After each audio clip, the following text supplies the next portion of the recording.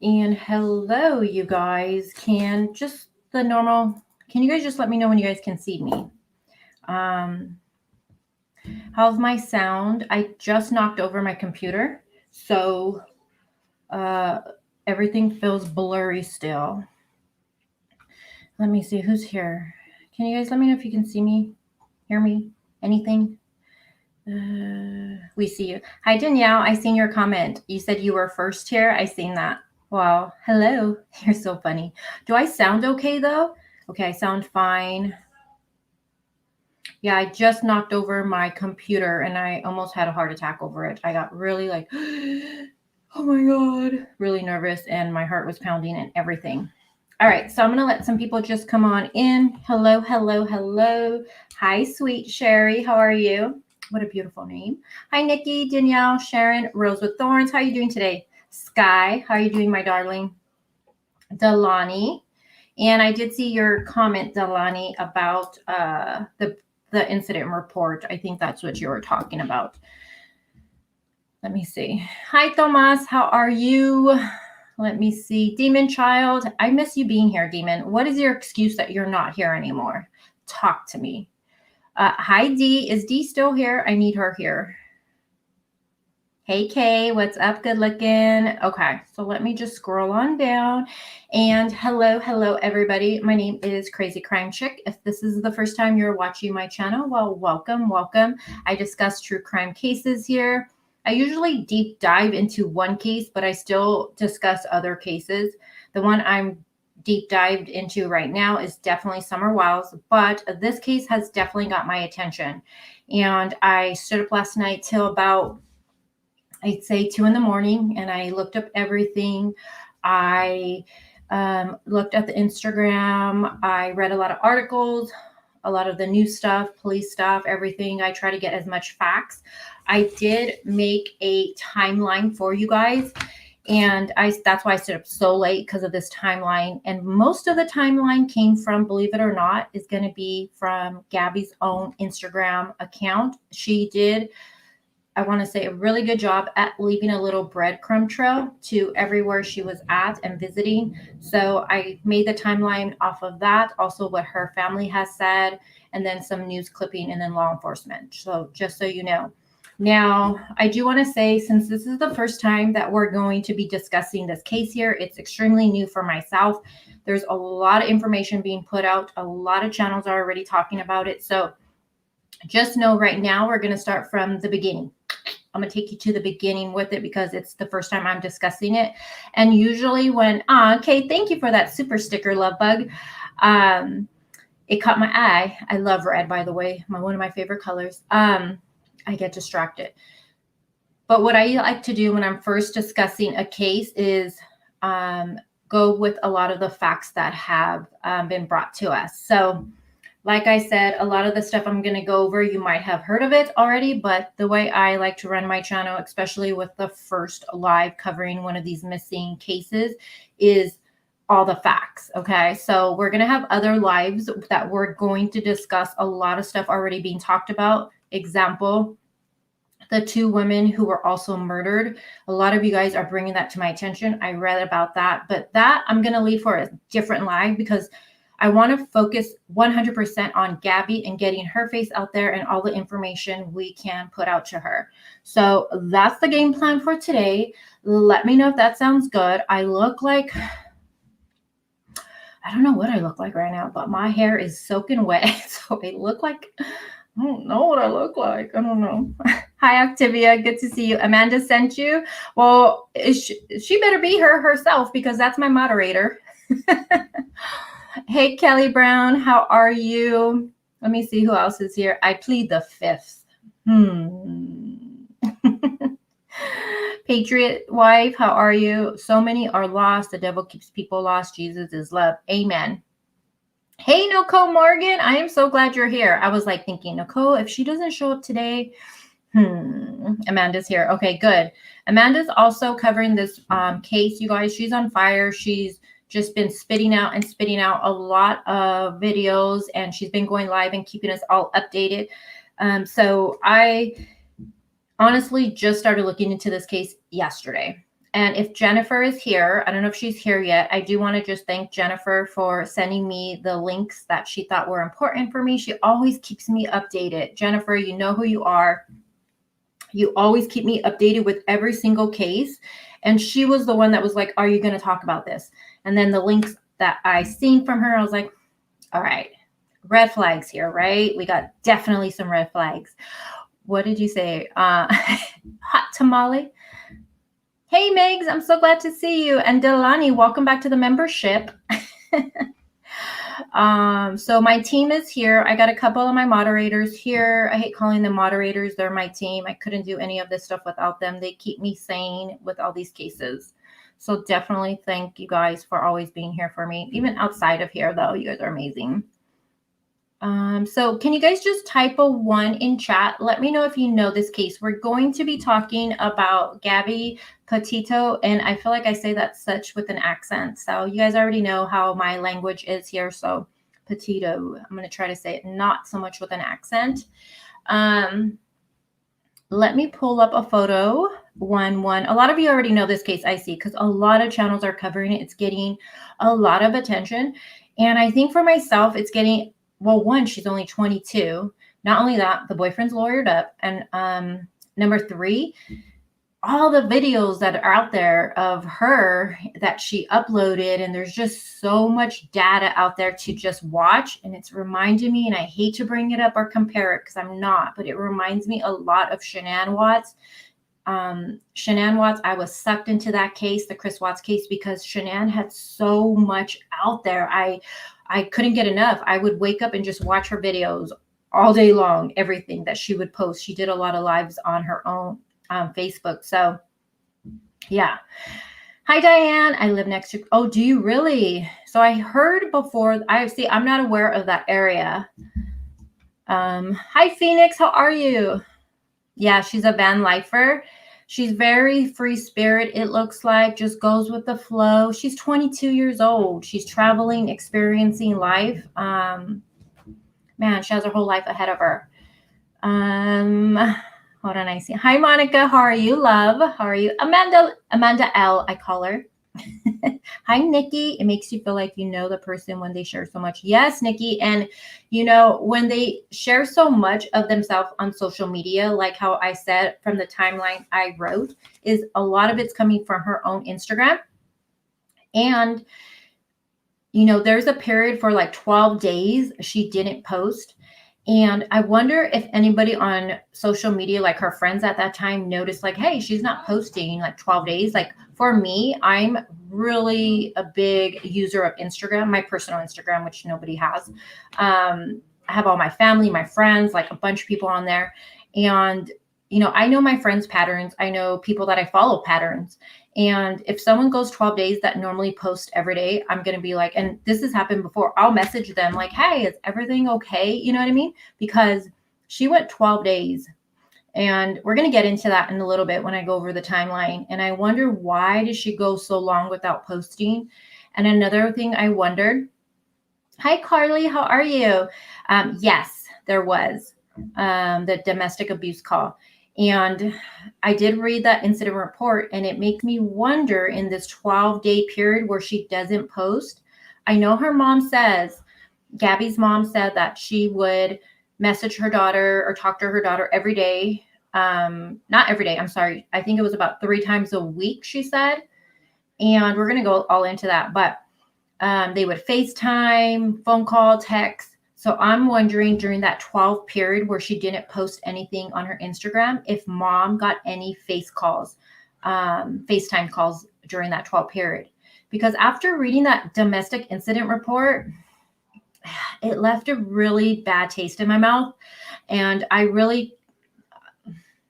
the relationship to me seems abusive. I'm going to just say, physically, it seems like it's physically, there's a lot going on there. And that's kind of scary. So I wonder if this 12 period, this is just me speculating a little bit, if mom didn't have no face call with her during that time, I wonder if maybe she had some marks on her. I don't know. That's just me speculating, though. All right, guys. So, hi, Tammy. Tammy. I love you, bug. Good to see you here. Again, if this is the first time you're watching my channel, hello again. Welcome. Come on in. Don't be shy. Come on in. Chit chat with us. You know, we don't do drama here. Everybody's pretty chill mode. There's a lot of regulars that come in and just talk with me on all my different cases. People know not to bring the drama here. If you don't agree with somebody else, what they're saying, just scroll on. Or if you can, you know, discuss it like an adult, put your opinion out there. But don't be shy here, guys. Don't be shy. The last time she and her mom spoke, yes, was on 8/25. I'm a newbie. Well, hi, Farah. My BF's niece is named Farah. I love that name. Welcome, newbie. Everybody give her a big welcome. Hi, Erin. Kisses back to you, love. Susan, Amanda recommended. Oh, wow. Look at Amanda. Did you send some people my way? Well, look at you, girlfriend. Demon is not shy. He is our entertainer and definitely in the chat. He also has a fans only page, so maybe he'll link it. Who knows?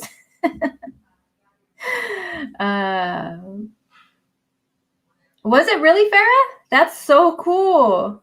After Farrah Fawcett, she was named after. That's so cool. Oh, look at Amanda sent people my way. Thank you, Amanda. Okay, Angie. Well, I'm going to go over everything. And the first thing, oh, Amanda, I already got it. Thank you. The first thing I'm going to go over and I'm going to share with you guys is going to be what what law enforcement has put out. I'm going to start with this and read it to you because it goes over some things. Then I'm going to play the briefing that was uploaded today from law enforcement. And, but again, let me actually start with the missing flyer. That's what I normally start with. So give me a second, guys. All right. Now, I did upload one little video today. I'm also going to make a video of the timeline because I did stay up really late matching everything up from her Instagram, her locations, everything. And I wrote it all down and I'm going to share that with you. Like I said, Gabby was really good at leaving that little breadcrumb trail for everybody. So I know some people think, people post so much, but when something like this happens, let me tell you, law enforcement and the family is probably so happy that she documented so much of where she was at during this time. Yeah, I got that. Thank you, Amanda. I actually, I didn't know you were live and I had messaged you with that, but then I ended up finding it. So, and I posted it in my community page. Hi, Nicole W. Yeah, I think I've seen everything, you guys. So let me just tell you what I've seen so far. So I already know about the two women that seen a creepy guy, claimed to see a creepy guy, and then they were murdered. So I know about that. We're not going to discuss that today because that's going to be the next live. I don't want to put too much. Hey, Amber. I already know about that little handwritten note by a family member. The incident report, I shared that with you guys. What else should I know about? Let me know if there's anything else I should know in chat. Because like I said, I just started looking at this case last night and I was up to like 2 a.m. going through as much as I could. Just made coffee. I'm back. Well, I'm glad you're back. The Moss, I need coffee. I haven't had coffee, you guys, all week. Tomorrow's my coffee day. I'm excited. Look at my hair, you guys. What is up with this? I look like I have a bird nest on my head. Oh, gosh. I have learned so much from true crime. If I ever go missing, just follow the... Also, if you guys have children or little girls or boys or whatever, put them in a defense class. My daughter, she is learning karate and Brazilian jiu-jitsu. Let me tell you, this little girl, I think it's important to teach them self-defense because, and I tell them, you fight with everything you have. If anybody ever tries to kidnap you, you fight your way. You fight and fight and fight. You don't allow yourself to get in the car because unfortunately, once you're in that car, the chances aren't good. So you fight with everything you have. So yeah. And I'm learning things while I'm at the class. I'm like, interesting. Let me practice this on you. I tell my boyfriend. All right. So let me share my screen Is he really? Demon child, stop. I don't know if you're being serious with me or if you're joking with me. Let me share. Let's get this live started because I feel like I haven't been live. And when I haven't been live, I just love talking to you guys so much. Hi, BG. Hi, Tilly. Garva Mega. What is that? Or is that? Well, she's also in jiu-jitsu. And so we're starting her off in those two right now. Hi, Anna. How are you? MNX. How are you guys? Demon says he's a black belt of love. Love, love, love. Okay.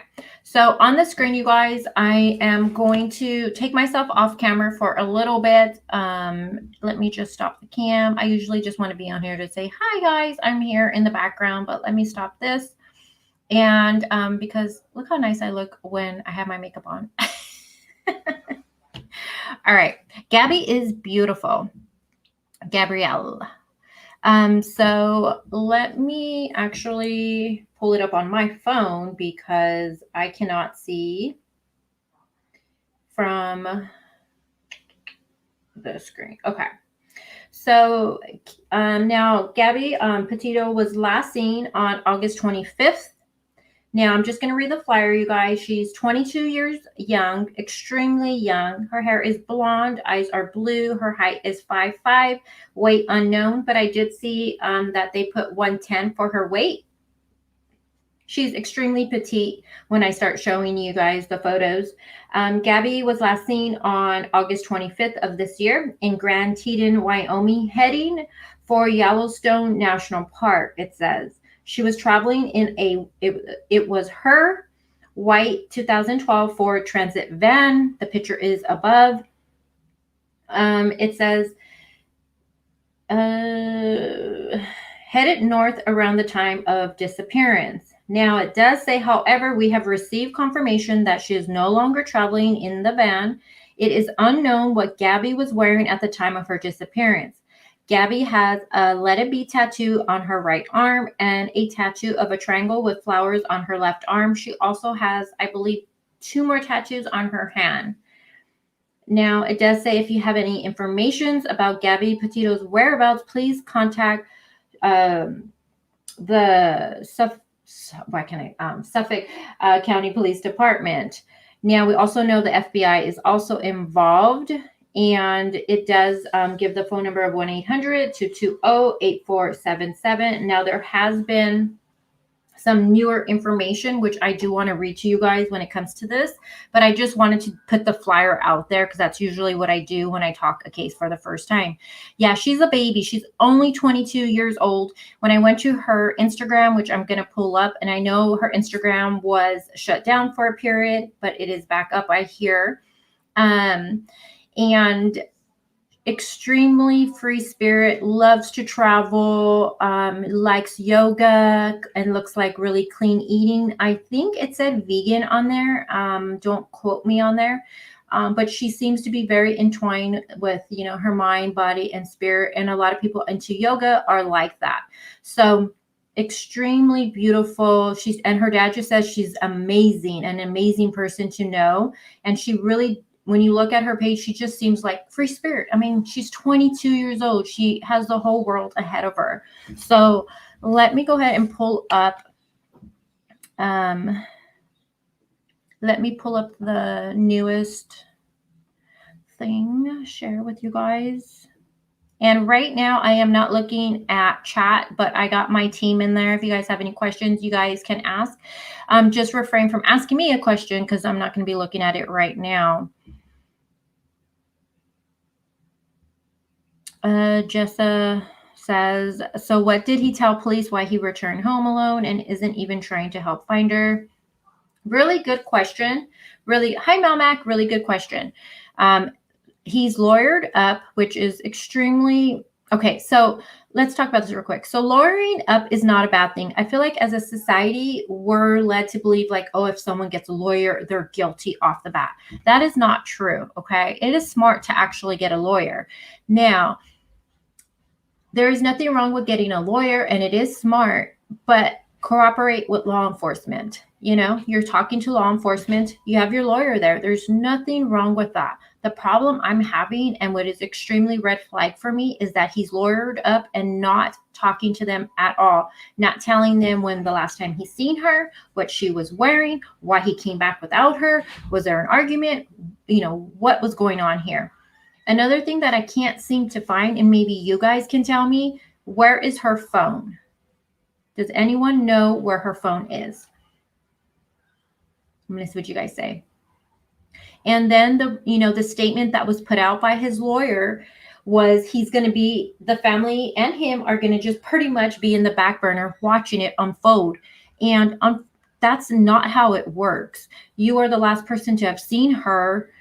Why are you not even telling law enforcement where you guys were, where she was, what she's wearing? Like, it's just insane that he's just like nothing. And I'm telling you now, that is red flag for me. Not that he got a lawyer, but that he is not even telling them nothing. That is, and then to know that he came home on September 1st, I believe, and we're going to go over everything right now. Gosh, you guys, the first 24 hours for a missing person, we all know that that's so important. 48 hours is important. He's had more than 10 days. Who knows what happened to her? They took the vehicle. We do know that, the transit van. But gosh, he's had such a lead on everything. You know, I didn't realize so much time had passed before people knew she was missing. That's extremely alarming to me. Hey, Sammy, I'm glad you're here. Nikki says, oh, he's such a POS. A fiance just wants to be in the background knowing yeah. And this is the love of his life, you guys. Okay. On his, he said like, oh, it's like I'm dreaming. And one of the posts he put for Instagram, I was looking at his stuff too. It's like a dream, every day being with her and blah, blah, blah. Well, this is the woman that you were going to marry at one point. You've been with her over 2 years. You lived together. You were traveling the world. I mean, you look at all these videos, you think, my gosh, they seem so young and free spirit and happy. But yet you are just quiet. It's kind of like, let me know if you find her, guys. I'll be home just chilling. Let me know, though. Let me know if you see her. Like, no. Yeah, they did get engaged, Shannon, based off of the Instagram. I did like stalk the Instagram and stuff like that. They, from my notes, they, let me see. It was June 2nd of 2020. They got engaged based off of their, both of their Instagram posts. All right. So I'm going to read this to you guys. I'm not going to look at chat. So, oh, D, I think so too. I really, really do. Yeah. I believe, yeah, Amber, you're right. She says, but then it was taken back and put on pause according to her mom. So they did get engaged, but they decided to wait off on that and just date still, which is, you guys, 22 years old. This is just my opinion. It's a little young to get engaged. That's just me. My daughter is going to be 17 on September 30th. And one thing we talk about, and I tell her all the time, is, travel the world, experience good food, meet new people, live your life, and then you get married. You know what I mean? Like, find who you are first, build the person you're going to become, be stable yourself, then find a partner. So I don't know. So 22, a little young to be to get engaged, but that's just my old school opinion, my old lady opinion. Good question. Does anybody know that? I cannot find that out. So let me see. Does anybody know, Amanda, Amber, how old is Brian? MNX said, I married my hubs at 25, but we were together since 22. We're still married. Oh my God, that's so awesome. Do you mind me asking how old you are now? And Nicole says 23. Okay. Let me see. 23. Everybody's saying 23. Okay, thank you guys. That was something I could not find for the life of me. 20, and I bet you it was right in front of my eyeballs in one of these reports. Okay, thank you guys. So he's 23, she's 22. So, they're young. Let me just write that so I don't forget. I'm 47.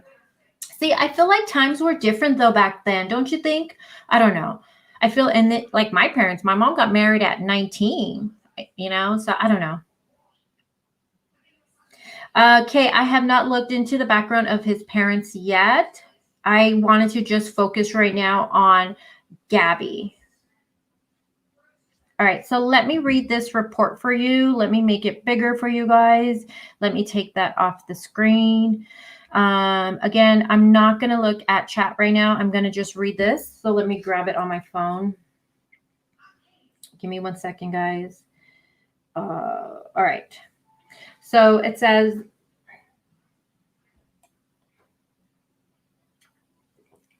MX says she lives in a small town, in this town too. Oh, do you really? Hi, little miss. Okay, so it says the national search into the disappearance of Gabrielle Petito of Northport continues. Due to the parties in this case residing in Northport, Florida, the Northport Police Department will be the primary investigating agency. In partnership with the federal FBI, we will also continue to work with the County Police Department, and we are thankful for their assistance. Several detectives are working around the clock to piece this complex and far-reaching situation together. Now, Gabby's vehicle was recovered here in Northport at her home on September 11th, a home shared with her boyfriend, Brian Laundrie, and his parents. That vehicle was fully processed for evidence along with FBI agents Tuesday evening. So they already got their hands on the vehicle. But again, you guys, remember, he came back on the 1st of September. So he's had a good amount of time before anyone even, noticed she was missing. And that's what's scary to me. Because like I said a little while ago, that 24 hours is so important. Who knows where she really is?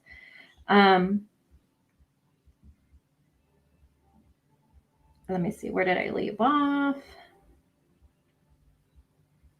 Okay, as of now, Brian has not made himself available to be interviewed by investigators or has provided any helpful tips.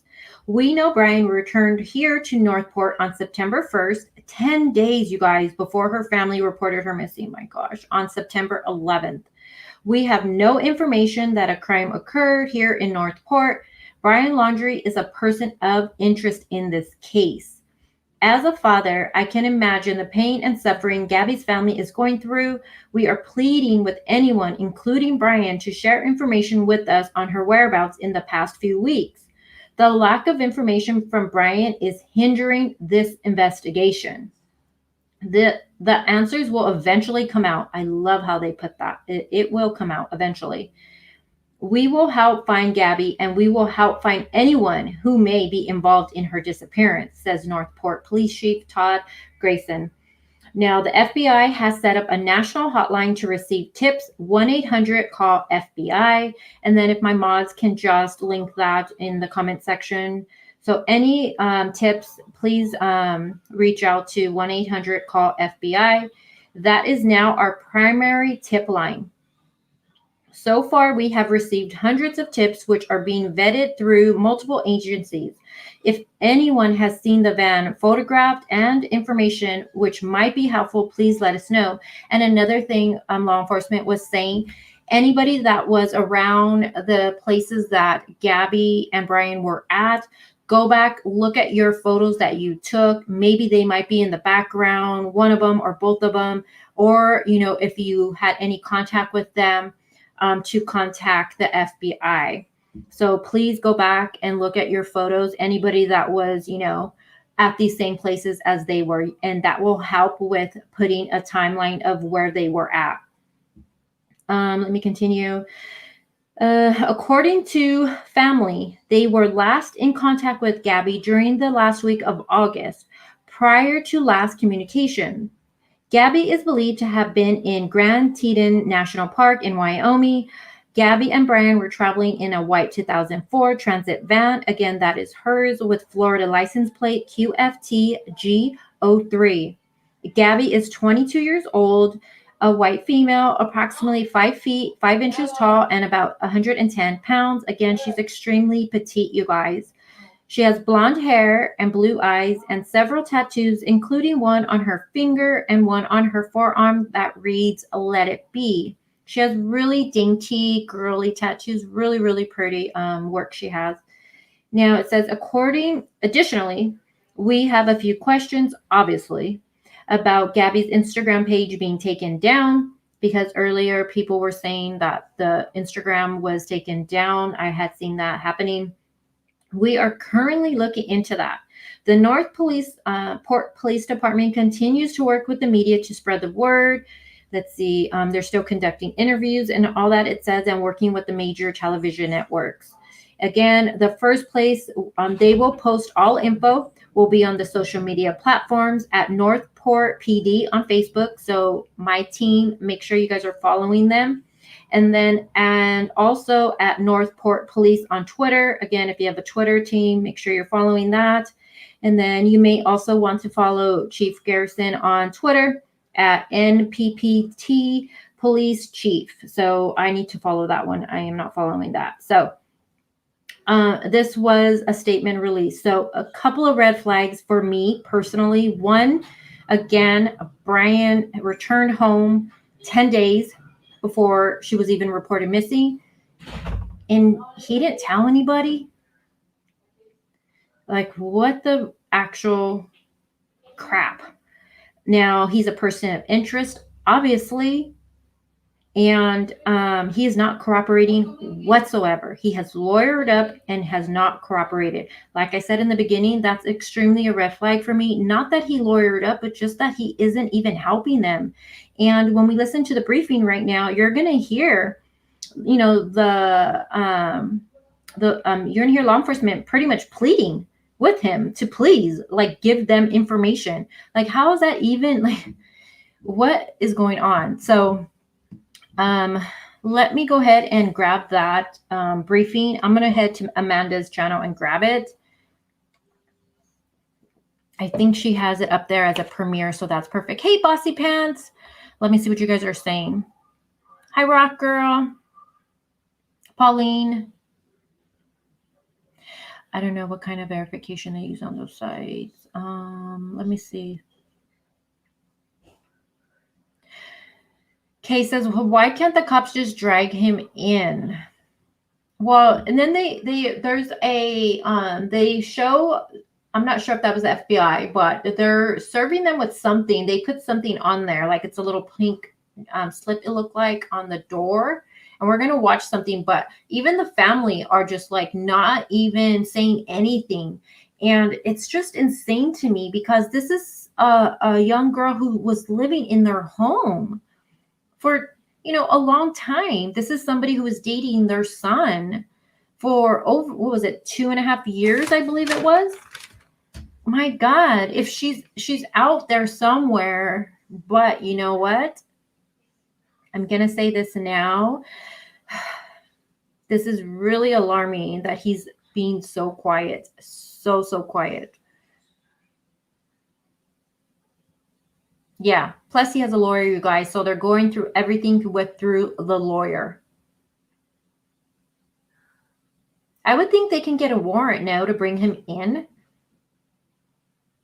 Jessa says, I would drag my son in myself. So what if you guys knew your son was guilty? What if you knew your son committed a crime? Like, let's speculate really quick while I'm loading up to get to the briefing. What if your son came home and told you what had happened? What would you do? This is something exactly like with the Aiden Fucci case. You know, Aiden Fucci, Tristan Bailey, he was 14, she was 13. What did mom do with that one? What does his mom do? She's scrubbing his jeans, scrubbing the blood. You know, so it's kind of like that. How far would you go? Okay, so I still drag them in, right? I know. One thing I try to teach my kids is consequences. You have consequences for your actions.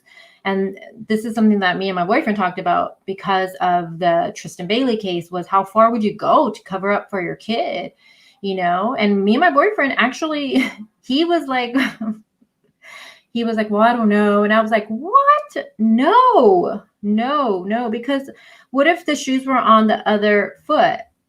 What if our child was missing and another parent knew? Wouldn't we want them to come forward? That's how I see it.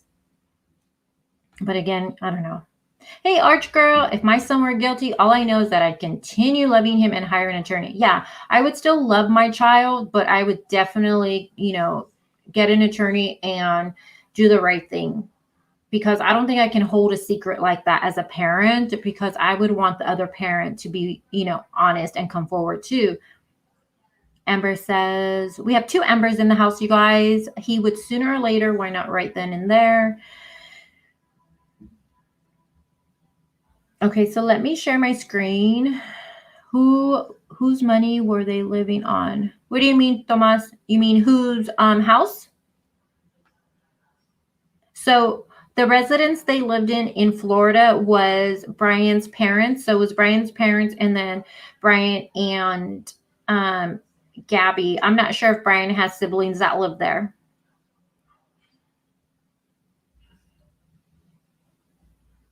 He's getting his story straight so his lawyer can get him off. Yeah, I don't, man, this is just hindering, like they said, this is hindering the investigation.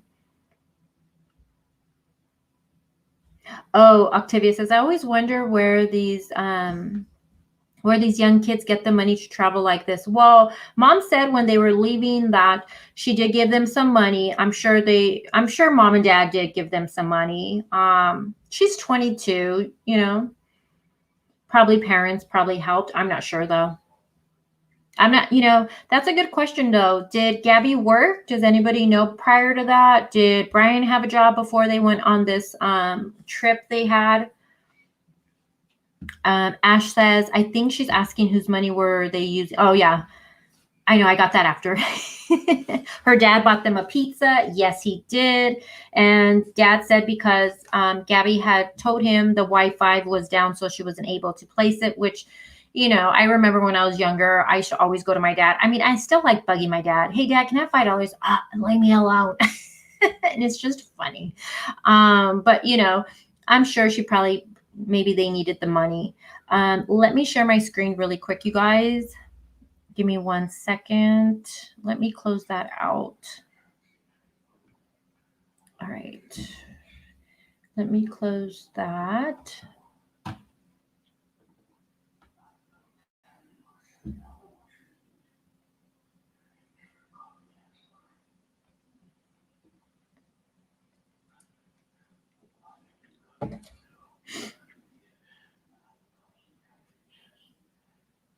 All right, let me see Amanda's channel.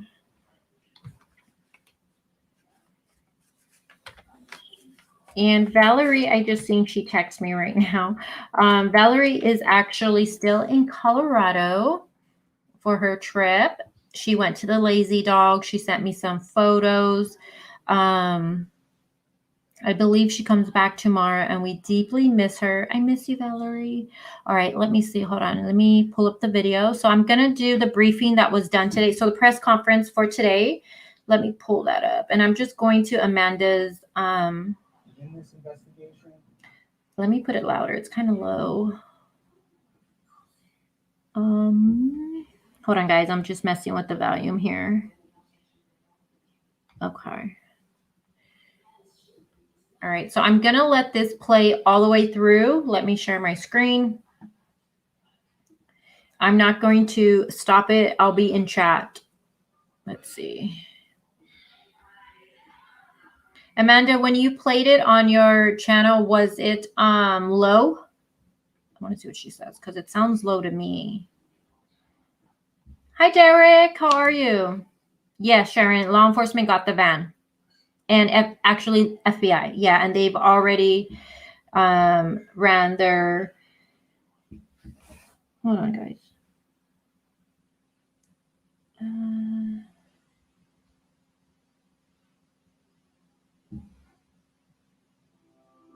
Oh, thank you, Kelly, for that.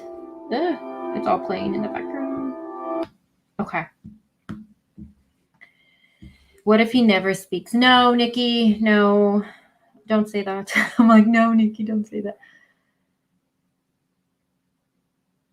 All right, let me share this.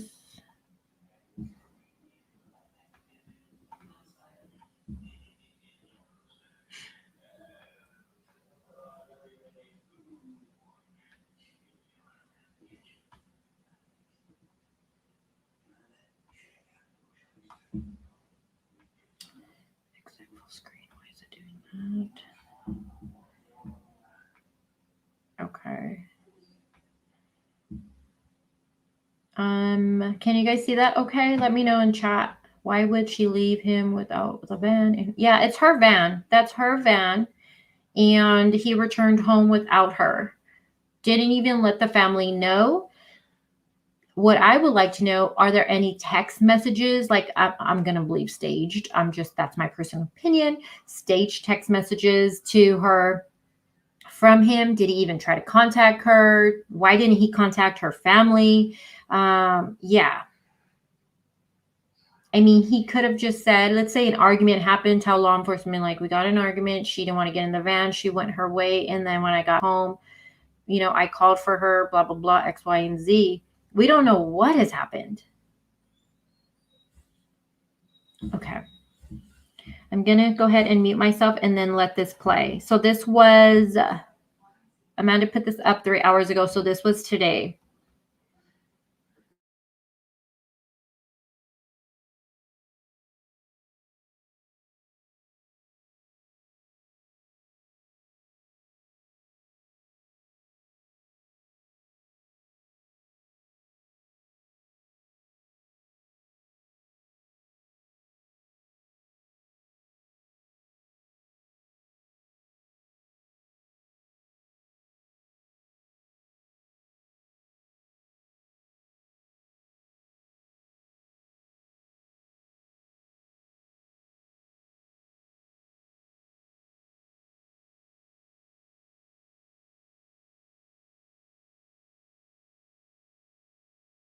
Thank you, Sharon, so much. You guys, is it too low? It just seems so low to me. Yeah, it seems really low. I'm going to try it from my actual phone.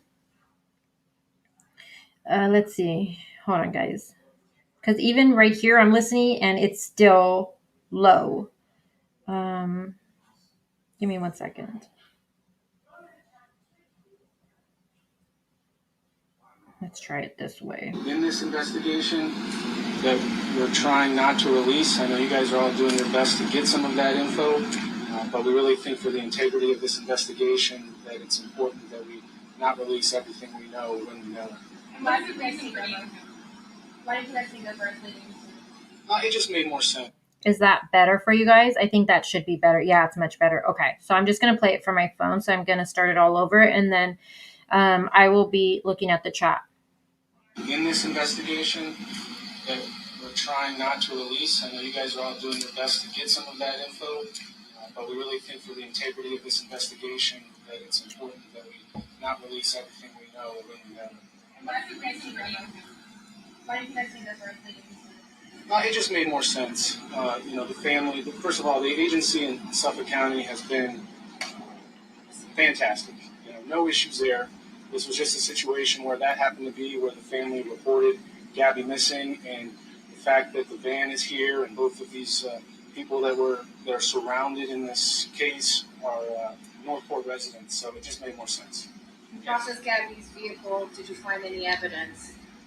We definitely processed that vehicle yesterday with the FBI. Certainly, there was some material in there that we'll be going through. I don't know that we're at a situation of releasing all those details. Okay, so like he just said, FBI has that vehicle. They're processing it and doing all of that, and they found some items.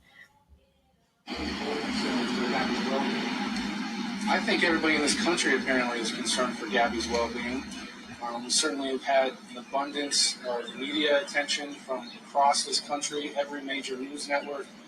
I mean, it's not too often we have 15, 20 cameras and reporters sitting out in front of the Northport Police Department. So, yes, I think the answer is we are concerned, and we're working as quick as we can to get a resolution to that.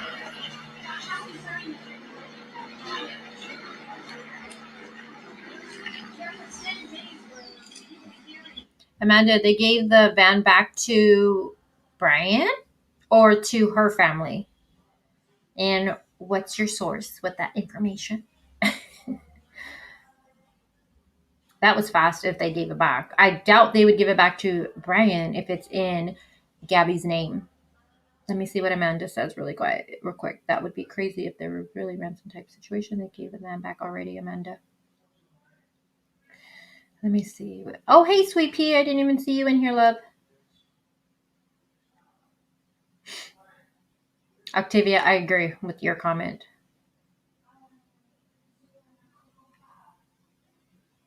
Sweet Sherry, I know, exactly. Not only that, I mean, okay, let's say they had a fight, okay? And, based off that incident report from August 12th, in my opinion, they definitely had a physical relationship when they got upset, it seemed like. And that's alarming to me. And I'm sure it's alarming to the family. As parents, if I would see that and what I read, I would be extremely even more worried. I actually, was there any proof of that though? So even if he said, we got in a fight, she didn't want to get back in the car, blah, X, Y, and Z. I mean, to go all the way back to Florida without her, I mean, this is the love of your life. That's a red flag right there. It would be different if you just go, I don't know, 5 minutes away, and cool off in the car or whatever. And then you go back and check on, your love of your life. I mean, Jesus, you guys, they were together for so long. In her car. Exactly, Martha. In her car. Yes. He had plenty of time to clean up. And that's what I was saying earlier, is really worrying that he's had all of this time, you guys. Yeah, I think we can all make it, come up with an idea of what that means. I don't know that we're at the point of solidifying anything. We don't know what Brian knows. I mean, that's the bottom line. And, Lisa, you know what? Your question, how do you know he didn't bring her back to Florida? That's a really good question. And like law enforcement just stated right now, they don't know anything. Unfortunately, we don't know that because he's not talking, which is a problem. If he brought her back to Florida, why not tell law enforcement? Like they just said right now, they don't know because he's not saying anything. That's the problem we're having here. I mean, I hope she's somewhere safe. I hope she's, back in Florida, but I don't know. Hopeful to talk to him. He needs to talk to us. We need to know exactly where he was, where she was, their last locations. And the fact that he was back here for 10 days, there was, again, the family reported her missing 10 days later. Well, do you know exactly what Brian Let's is? spread it around. What's the status on the search warrant of the home? There is currently no search warrant on the home of Brian's parents. Where was the car found? Was it at his house, her house? Right. The vehicle was found at Brian's parents' home where Brian and Gabby reside. Do you know who his mind is? I don't know. It's minute by minute. At the moment, no, I do not. Josh, why was he named the person of interest? Why did you come to that conclusion? I think most people would come to that conclusion in this case. He was the last known person that we have information was around her. How you define person of interest is up to you, but certainly we are interested in talking with him.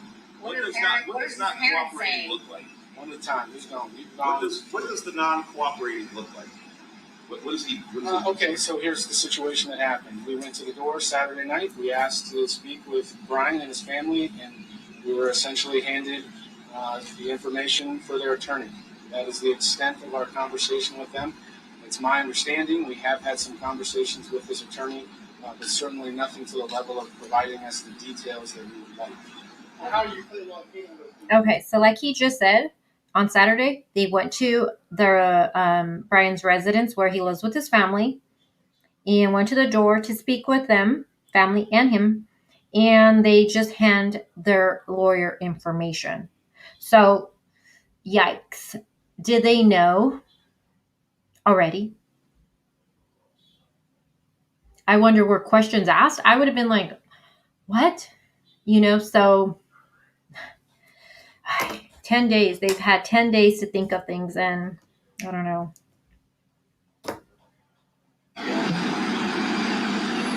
Well, look, we all have our rights in this country. We all have the Fifth Amendment right. We're hoping that people just do the right thing. What do we know about the details in Utah of this alleged response from the Moab Police Department? Yeah, I don't have a whole lot of information on that. I know Hi, Patricia. that there was an incident in Utah prior to this. That could potentially be some information we'll have later today. Who called the cops in Utah? Again, I don't. Yes, very true, Amanda. She says the first time he gave his lawyers information is when they pulled him over in the van, and he gave it to them immediately. Another incident in Utah where 2 women were killed and were also living in Are we possibly talking about? I've heard that theory. I am unaware of us linking that at this point to that. And what extensive information has the lawyer provided to you? I don't have those details. Josh, yesterday you said you guys were sifting through data and trying to find really a timeline. Have you guys been able to find your cell phone? That is something that we are wanting to locate for sure. We've got detectives working around the clock with the FBI, using every technological resource known to man. I don't know if that answers your question. That's a really good question, MNX. Amanda, the information about him getting pulled over, is that from that TikTok video? Has law enforcement stated this? I need to see who this source, where this is coming from actually. Hold on, guys. MNX, he could have brought her back. We don't, like law enforcement is saying, we don't know anything, unfortunately, because he isn't talking. And here's the thing, if he brought her back, why? This is what's alarming to me. And like they just stated right now, they have talked to his lawyer, but he's not giving them anything either. No, Amanda. No. Okay, so where did you see that at, Amanda? Him being arrested. Just trying to see before I start saying it. Oh, it is. Okay. So I'm going to say for right now that that's just hearsay as him being pulled over only because it came from allegedly a friend, I'm assuming. Hold on, I'm looking at Amanda in chat.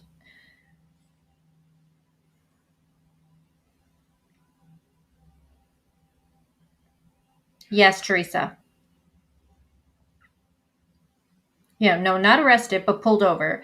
But I'm just, saying this is coming from the TikTok video. Someone said that he was pulled over and he lawyered up. That was her cousin on the TikTok video. No, they can't hide forever.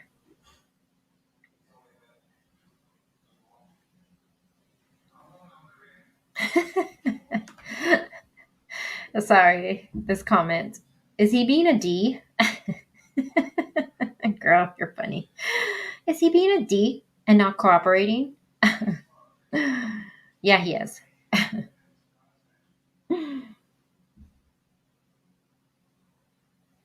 Okay, hold on. That's because of you guys. The neighbors have certainly been inundated by the media. I think that they have had numerous people knock on their door and drive in their yard. So I respectfully ask you to. I understand you have a job to do, and we can certainly respect that, but obviously people there are being impacted. How would you say to anybody out there that may have seen Gabby and Brian? What would you say to them if they have information? Sure. Well, we now have this new tip line that we're just want everything to funnel through. So 1-800-CALL-FBI. That's what we're hoping for. That will really help us streamline things. I know in the past we've had some FBI connection and a Suffolk County Police Department connection, but now we're really hoping to use this one particular tip line. The FBI can help us vet. As you can imagine, we get a lot of goofy phone calls and stuff like that that really aren't helpful, that really send us down some rabbit holes that are just a waste of our time. So I really hope that if you have something viable, to reach out to us. Are any of your detectives out west helping, or are they all here? I'm unaware of that. And is there anything your office can do to force him to talk, like such as taking an arrest warrant, taking him into custody? Are you close to that? I think we're just pleading with him at this point to please speak with us. We need to understand those details. You know, they put out a release yesterday saying they remain in the background. That is not good enough. We need the details. So like he's saying, they need the details from him. And for them to be wanting to just remain in the background, like he just said, that is not good. And someone asked a good question that's, that we're thinking too. Can they get us a warrant to make him talk? And he's saying right now they're just pleading with him. That's horrible, you guys. That law enforcement is pleading with the boyfriend. They're pleading with him to give them some information. And eventually they're probably going to have to maybe get a warrant. As far as doing what? I mean, we all have the Fifth Amendment right in this country not to speak. Anything under the law that we are capable and able to do to try to get information, whether it be to Brian or anyone else, we will do it. Is Brian allowed to ride the van? In 2 at one time, yes, ma'am. Is that still, is the last notification? Is there a search on it right now? We do not have a search that we have organized in Wyoming. It is my understanding that the family themselves from New York has flown to Wyoming. I cannot confirm that they're doing their own search. I have heard that. I believe that to be true, but I cannot confirm. So he said that they have not orchestrated a search yet in Wyoming, but he's saying that the family has, but he can't confirm. Well, 1 second, we got this one. So far, he has not mentioned the phone that I've heard so far. So I'm assuming because I see a lot of your comments about the phone. So far, I haven't heard they have the phone yet. So again, if someone sees that, let me know and just give me a source of where you're getting that information. So far, I'm not seeing a phone has been found yet. So, but they have a lot of her social media they can go back and look at. She did have Spotify, Instagram. They uploaded that one video on the YouTube channel. So there is so much data to go through. Definitely. GPS has on the van. Good question. Let's see if they mention it. So far, they haven't mentioned that. It's a 2012, right? That transit van. Maybe we can look that up, you guys. The van is in her name. So as far as insurance-wise, that has not been a conversation that I've had. Certainly the fact that it was in her possession, I don't know that any of us are currently worried about a stolen vehicle charge. We're trying to get to the bottom of this. Okay, so he's answering a lot of questions for us right here. So he's saying right now they're not worried about that stolen vehicle charge right now. They're just worried about finding her. The vehicle is in Gabby's name. As for insurance, he's not really saying anything about it. Probably, I wonder, So they're not going to, it looks like right now that's not what they're focused on, that he had her vehicle and doing a stolen report on it. It's not their concern right now. They're more concerned in finding her. How is FBI doing that search? I do not have knowledge of that now. How does NPPD feel about the investigation right now? Any closer than you were yesterday? I know it's only been 24 hours. Right. I think with every minute, more details come in, more things are worked on. I can tell you right now, we do not have a definitive answer here, but they are working on it. I think every day, some of this technology takes time. I think some requests through, whether it be bank statements or app usage or whatever, some of those issues take time. Thankfully, the FBI is helpful for us in this. So this is good, you guys. So like he's saying, the FBI, they're looking at everything. So all the questions we're having, they're looking into. Hey, Mary, you made it. Bank statements, all the data. And like he's saying, that all takes time, which we know, phone data and all that. But again, if he's not cooperating, they don't even have his phone data, right? You know how sometimes they'll ask, can we see your phone? They'll put a dump on it, either Celebrate or something to get information from it. They could get his last location and all of that stuff. But if he's lawyered up, they don't have anything from him. Probably speeding some of that up. At this point in the investigation, don't feel that Absolutely. Derek. You guys won over the weekend, no? He says supporting crazy. Thanks for what on. Thank you, Derek. He says go Steelers. They're funny. I think they won this weekend. All I know is that the Tennessee Titans lost and my boyfriend was upset. And, we have to do that for ourselves, but more importantly for the family. We want them to understand that if she's out there, we're doing everything in our power to bring her home. But obviously, we have a role to plan for the worst. Josh, do you have any leads yet? Yeah, I mean, that van was processed less than. I know. My boyfriend was so mad. I don't watch the games. I'll watch them a little bit, but I was running errands because we were going to have a cheat meal, so I was at the market and I came back. He was so mad. He didn't even want to talk about it. They got their butt kicked. 12 hours ago, as far as with the FBI, the inside, we did a cursory search of it on the outside when we initially got that van on Saturday, but wanting to make sure, you only get one shot at some of these things. So we handled it professionally and appropriately. So certainly not to the level of we're ready to come out here and speak with you all on it. And is part of the investigation including pulling highway cameras and things like that? Absolutely. Yep, we'll use everything. Tolls, highway cameras, gas station surveillance cameras, tips, cell phone usage, financials, whatever. And anything to report from those cameras? I can tell you that we have received some video footage from different times. Whether that is helpful, I don't know. Can you share what these times are? I cannot. Okay, so what he's also saying right now, you guys, is that they are requesting surveillance. That was one of the questions, these places that they have went. Also, I know that the last photo of her that was uploaded on her Instagram, there's a lot of controversy over it. Was that photo taken? When was that actually taken? Some people believe it was taken before.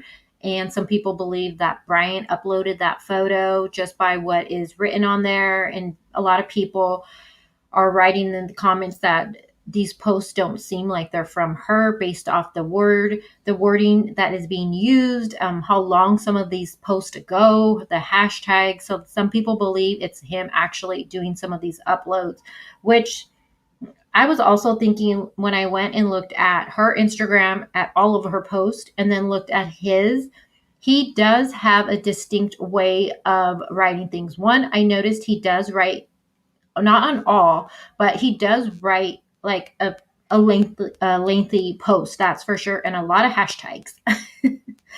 That's for sure. But they did get where that last photo of her was. They went to, and it's like the butterfly. They did go to that place, and they're getting surveillance. So hopefully that will give some timestamps for law enforcement. Suffolk County Police Department, yes. And again, I want to be clear, and this isn't necessarily important for your story, but this was not a matter of taking over control. This was just what made sense. Josh, the Instagram account, Gabby's Instagram account, has been restored. Any knowledge? I can tell you that we were initially made aware of that by the media this morning. and we are looking into that. That was, to my knowledge, that was not something that we have done. Okay? And this attorney, is he based on Long Island in New York? Yes. Hold on, you guys. I have a question from MNX. Did you happen to post that video of where, are you local to where this happened in Florida? Not where this happened, but to where Brian and Gabby live in Florida. I seen someone post in one of the groups. There was a bunch of news reporters outside of his house, and someone posted it like, oh my gosh, you guys, there's a lot of traffic here. I'm just wondering if that possibly you. Yes, I'm local. Oh, awesome. That is so good. So no local counsel has been, to your knowledge? Correct. We've been provided one name and one phone number. Are any of your detectives in New York? Not to my knowledge. Okay? All right. Thank you, everybody. I really appreciate the work that you do. Okay, so again, that briefing, you guys, I got it from Amanda's channel. It's just a really low audio. That's why I played it right here. So you're going to definitely need your earphones for it. But he gives a lot of good information. A lot of the questions we were asking, he went over. Now what I'm going to do, you guys, I'm going to read you guys. Let me put my camera back on. Be ready. Don't get scared what I look like. Hi, Shelly. Shelly Toys. Hi, David. How are you? And anybody, Lucky 13, anyone that just came in. Hello, Linda, Lori. In case I wasn't saying hi to you guys, one big hi to everyone coming in here. I always appreciate people that are new to my channel. So if you are new, just drop that so everyone could give you a big welcome. All right, let me, not drunk yet. You're not drunk, David? Oh, it's daytime for me. So honey, I ain't drunk. And I'm trying to be healthy. Oh, Sandra's here. Hi, love. All right. So now what I'm going to do, you guys, is I'm going to read my notes. This is a timeline that I went over. And like I said in the beginning, oh my gosh. In the beginning, hi, Melanie. Welcome. How are you doing today, Melanie? I got a lot of this information that I'm going to read off of her own Instagram. She was good, like I said in the beginning, leaving a breadcrumb trail, also from statements by law enforcement, her mom, her dad. There are one date that I'm going to ask for your guys' help. Again, this is something I worked on last night. Christy, I'm new from Idaho. Oh, welcome. That's where Michael, the missing little 5-year-old, correct? I need to do another live with that because law enforcement did give a little update. Nothing major, but I do still want to go live with it. And I just want to say I do appreciate Fruitland constantly giving updates with the case. So, okay. So I'm going to read this. I'm not going to look at chat, you guys. Okay. So now we know that the person missing right now is Gabby Petito. She is 22 years young. Now, she is in a relationship with Brian Laundrie. Now, they were engaged. They got engaged on July 2nd, 2020, according to Gabby's and Brian's Instagram post. Now, it's been stated that they have decided to wait on the engagement and just date, which I don't see anything wrong with that, but it does make me question, were they having issues in the relationship? And then as we go on, obviously, you're going to, I believe they were.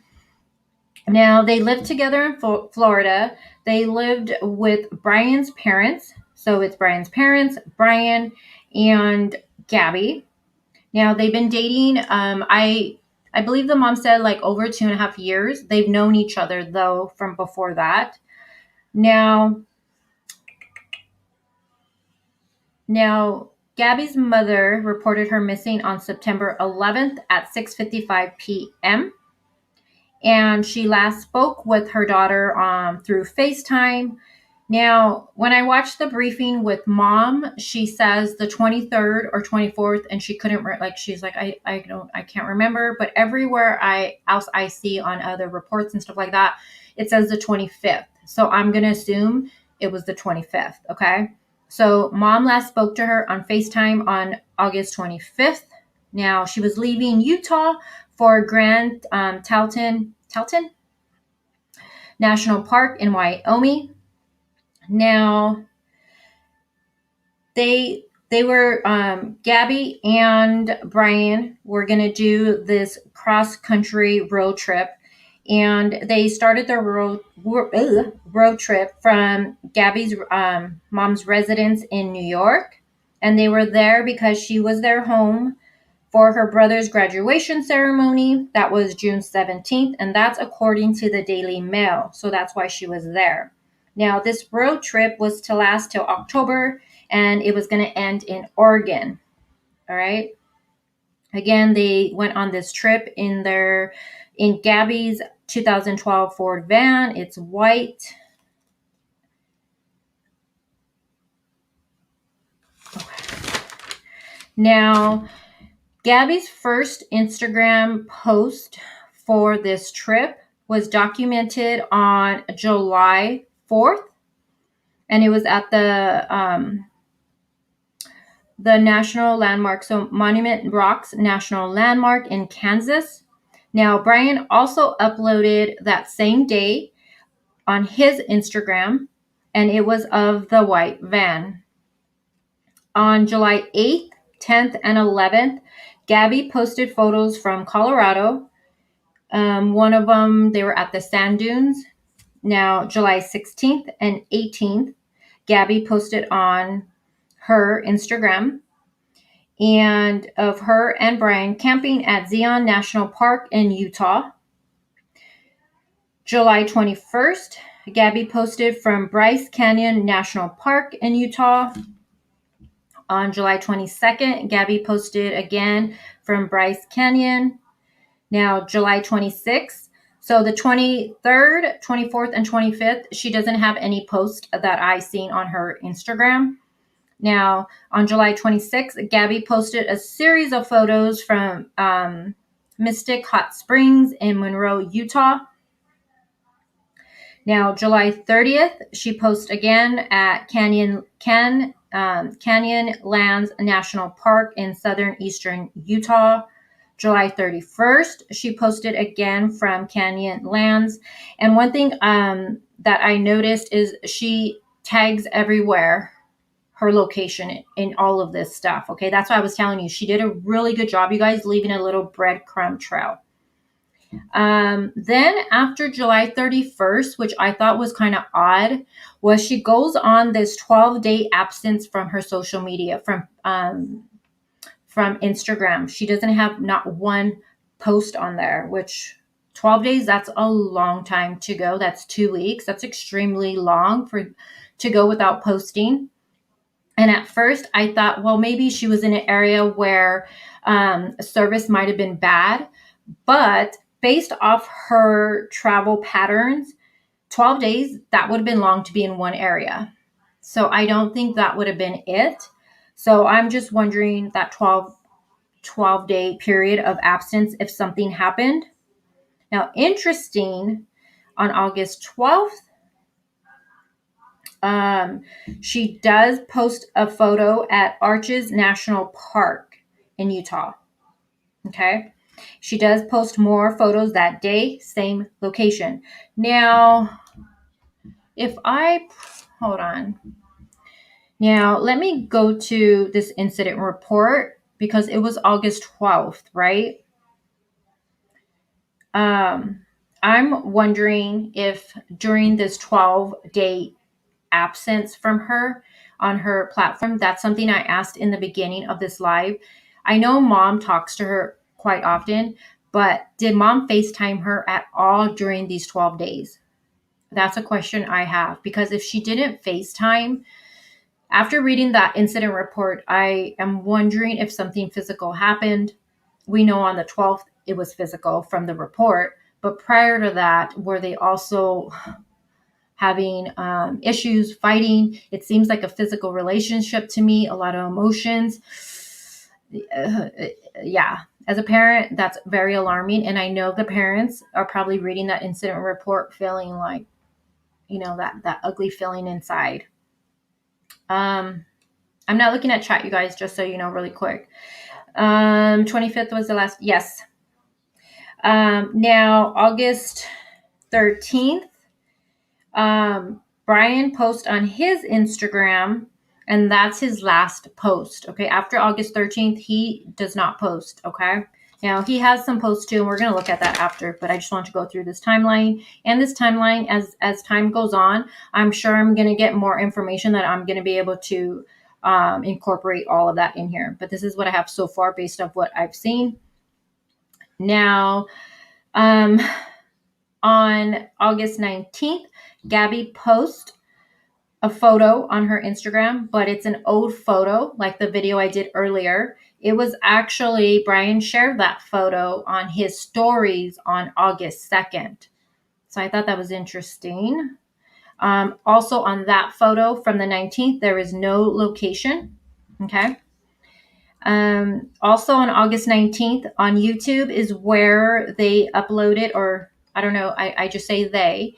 I don't know if Gabby or Brett who uploaded it, but that's when their video gets uploaded to their YouTube channel, Nomadic Static, which I thought was a really cool name. The YouTube channel was created on November 2013. And the email links back to Gabby, and that information came back from Daily Mail. Okay. Now, here's the question I have for you guys. Okay, so I got this information, the next thing I'm going to read with the date from a couple of news interviews where Dad was there. And Dad didn't say it, but the reporter will say things, and the reporter said this. So that's where I'm getting this from, okay? Gabby's father FaceTime her and then he placed an Uber Eats order for the couple. Now, what the information I gathered was on August 21st, but I seen someone in the group say that Dad FaceTimed her on the 24th, but I read a couple articles and I listened to some news things where the dad was doing an interview and then the reporter was saying, and they all gave the 21st. So just trying to see if the 21st is correct with that, with the Uber Eats place of order. Now, so when he placed the Uber Eats, when they were staying at a hotel in Salt Lake City, now Dad said that Gabby told him there was a power outage and she didn't have Wi-Fi. So that's why Dad ended up placing the pizza for them. Just wondering, I read the last FaceTime was, well, I'm talking with the dad though. I know Mom's FaceTime was the 25th, but when Dad ordered the Uber Eats, because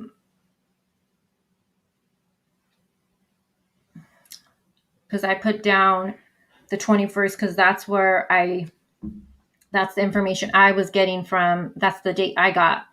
But I seen someone say the 24th in the group. It could just be someone saying it, but I just want to make sure I got my dates right. No, we're talking about Dad's. See, that's another thing that's confusing for me too, Amber, and I go into that. When Mom does that briefing, she says that she FaceTimed her. She says the 23rd, and she says, oh no, I think it was the 24th, like she couldn't remember. But then in every other report, it's saying Mom FaceTimed her the 25th. On the missing flyer, it also says the 25th. So Amanda says 22nd. Amanda, where did you get that from? I'm trying to see if I can find where the dad is verbally saying it and not getting it from a reporter or someone from the groups. Because, with the timeline, you have to be precise on the dates. They're really important when it comes to this, anyone going missing. So I just want to make sure I have it right. I guess I'm going to have to keep looking for it. So I do have a question mark by it. So, okay. But the dad, that was the dad's last time he ever spoke to his daughter. That was the last time he spoke with her. Now, Gabby's parents said, Gabby's mom, said that the couple, so Gabby and Brian, left Salt Lake City on the 25th They were headed to Grand Teton National Park in Wyoming. Again, the mom said that she last spoke with her from that briefing that she did with the news. She says the 23rd, then she says no, the 24th, but everywhere else is the 25th. So I need to get that. Like, I need to see the exact dates, you guys. Now, prior to going missing, Gabby would speak to her mom at least 3 times a week. She would also FaceTime her.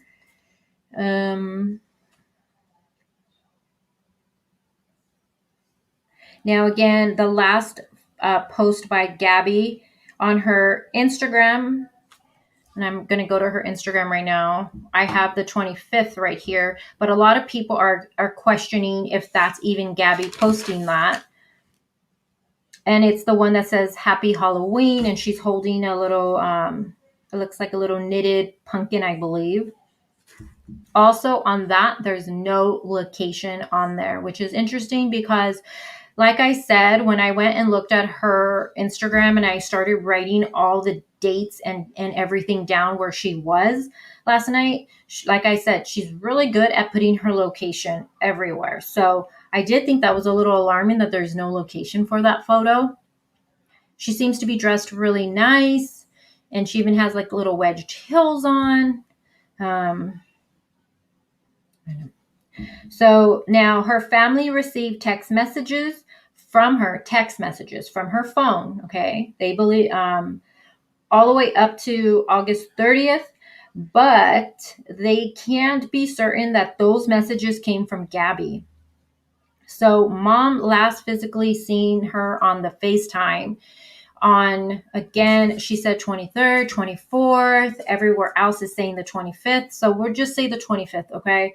But after that, no FaceTime with her, text messages only, up to the 30th. So they are now wondering, were those after mom FaceTime her, were those even Gabby, which, I don't know, scary.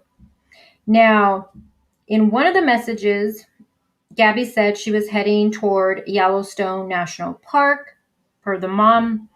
Now, mom said Gabby seemed okay when they asked her, my hair, I swear, it looks like a big old, they asked her, when you talked to her during the FaceTime, did she seem okay? Was there anything that stood out? And she says no, like she seemed fine. Like she didn't notice anything other than she didn't know where the relationship was going with boyfriend. So I thought that was alarming because from that incident report on August 12th, then we had that 12 from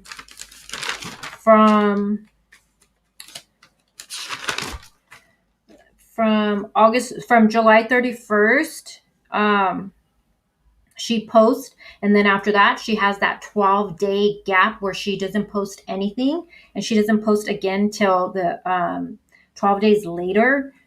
So then that incident report, and then mom saying, she was just wondering, where this relationship was going. It seems like they possibly were having some major issues on this trip, which I thought was a little, I don't want to say strange, but usually she's lived with him, so you kind of know someone's habits already, but maybe because they were just alone on these trips in the car, it's small, I don't know, but seems like they were having issues. Now, Brian returned to Florida where he lives with his mom and dad on, on September 1st, and that's coming from law enforcement. So that was 10 days before her family even reported her missing. He didn't call her family. He didn't let them know,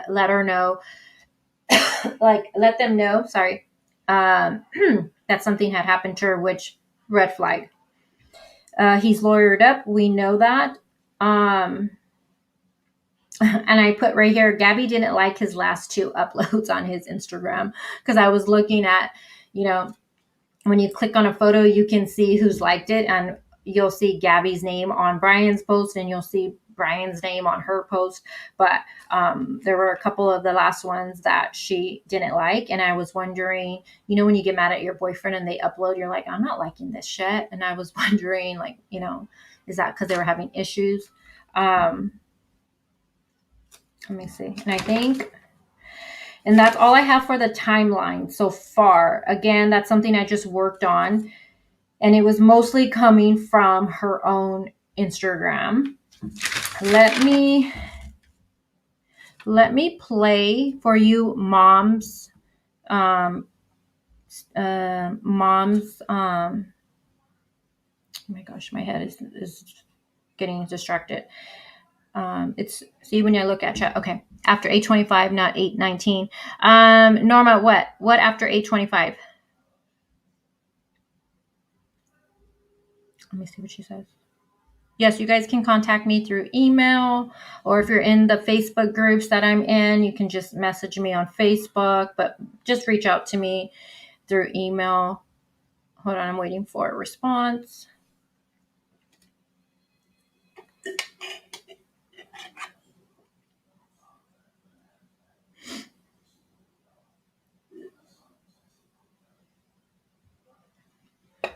Hi, Endless River. Sorry, guys, I'm just waiting for, because I seen a date given and I want to see is a date I got incorrect. My neck. Nothing on her Instagram has been updated. Yeah, no.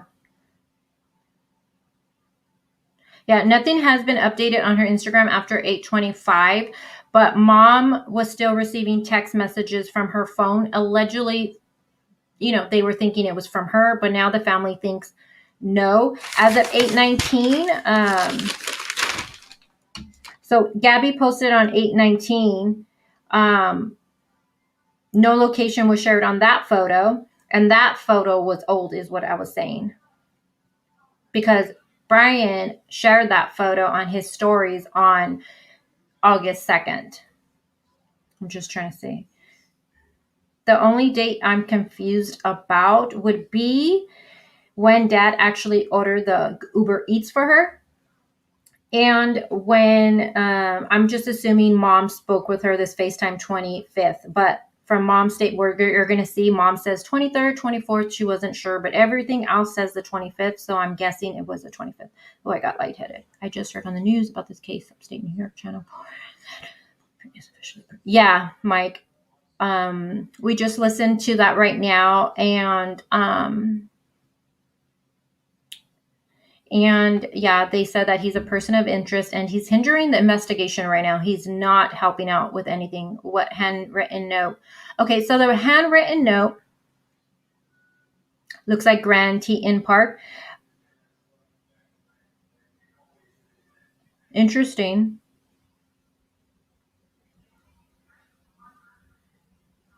And law enforcement would be looking at all that data too. And they have a lot to go off of with all the data because they posted a lot, you guys. Hold on, I seen hi, Harmony.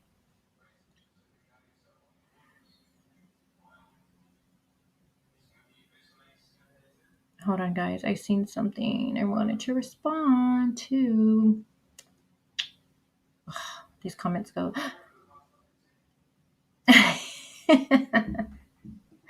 David says, drinking Pepsi is gross. Well, it's Diet Pepsi, so it's not good for you either way. But I've been craving a Diet Pepsi. I used to drink Diet Coke. I don't like it no more. Okay, guys. So I'm going to stop my camera and move that around. And then let me share this with you guys. So give me 1 second, you guys. I'm going to pull up the mom's briefing that she did. Give me 1 second.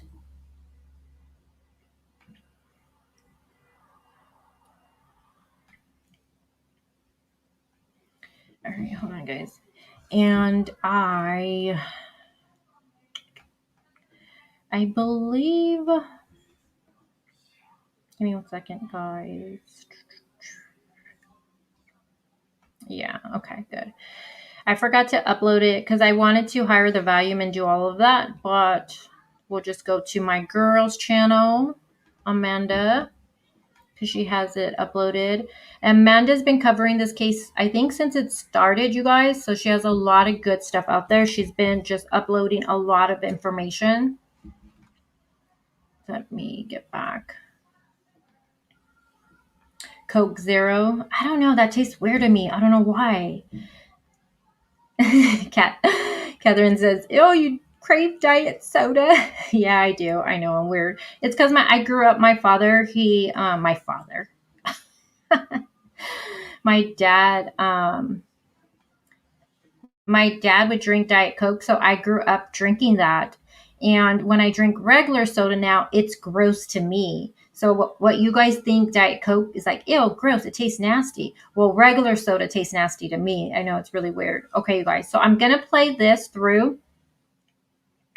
And this is the briefing that mom did. I hope the volume is good. Let me higher it.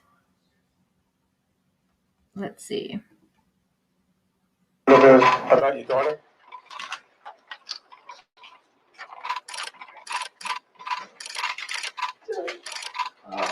Gabby's 22 years old. She's an absolutely beautiful, beautiful soul inside and out. She's incredibly artistic, creative, loving, caring, free-spirited, just wonderful soul. Just wanted to have fun on a nice cross-country road trip. She enjoys life. What type of daughter was she? I'm sorry. What type of daughter was she? Typical. Pain in the ass. But we love her very much. We want her home. What did she look like? Just describe her, similar to the release, but what she looked like. She's about 5'5", blue eyes, blonde hair. She typically wore very modest, casual outfits, t-shirts, shorts, sandals, flip-flops, things like that. She liked to have her hair in a ponytail and sunglasses. She's a beautiful girl. What do you know about this guy who is refusing to cooperate with the police who were looking for We're not Can't commenting comment on on that. How did she meet him? We're not commenting on that. When how often did you talk to her on the phone before she disappeared? Frequently. Every day? At least 3 times a week. We would FaceTime, call, text frequently. She kept me updated on this whole trip. Did it start to dwindle? Did her communication start to fade, or? No, not until I received a text on the 30th. That was the last communication I had. And you had doubts about that text, or? I can't comment on that. When she left, what did she say? Like, bye, Ma. See you soon. I'm excited. What was it like? We hugged. We gave them some money to, if they needed it, because they're kids, they were excited about the trip. They left on July 2nd from New York. What was the purpose of the trip? What did you need? What were they wanting to do? Camping, hiking, seeing the country. No, she just said that. She doesn't, at first, the mom doesn't want to answer some questions. But she ends up explaining some more stuff as it goes by. I think the mom, my personal opinion, and I'd be this way too, if my daughter went on a road trip with her boyfriend who, again, they were in a relationship for a long time, 2.5 years, they've known each other, right? And they live together. Then he comes back and then he's back way before. And then mom's learning the daughter is gone. And he's not talking. As a parent, as a mom, I'd be effing furious. I'd be so angry. So I get that feeling from her. She's extremely, and this is just my opinion based off her actions here. She seems angry with Brian, and totally 100% understandable. And you guys, can you hear the trash man? Sorry. Let it pass by. Hold on, guys.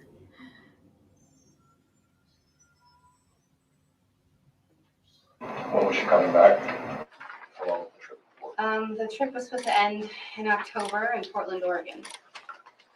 And what was the last conversation you had with her on video chat? What did she say? I believe it was around the 23rd or the 24th. I can't recall, but she was having a great time. She said she was headed up to Wyoming. How long have they been dating? We're not going to comment on any of that. Can you talk about her hopes and dreams? Like you said, I think she was kind of artistic in full of life. And what did she want to become or do? Or I think she was just the type of person that was free. She went and did what the day took her. She didn't have a plan. This was a plan, but what was next, we didn't know. And she has a bunch of siblings, from your side and her dad's side, right? Excuse me, 4 or 5? 5. She has, yes, 5 siblings. How are the kids holding on? I think the younger ones aren't quite understanding, but her brother is, her 2 oldest brothers are, they're younger than her, but they're the older brothers, but they're not doing well. Can you talk about what kind of sister she is?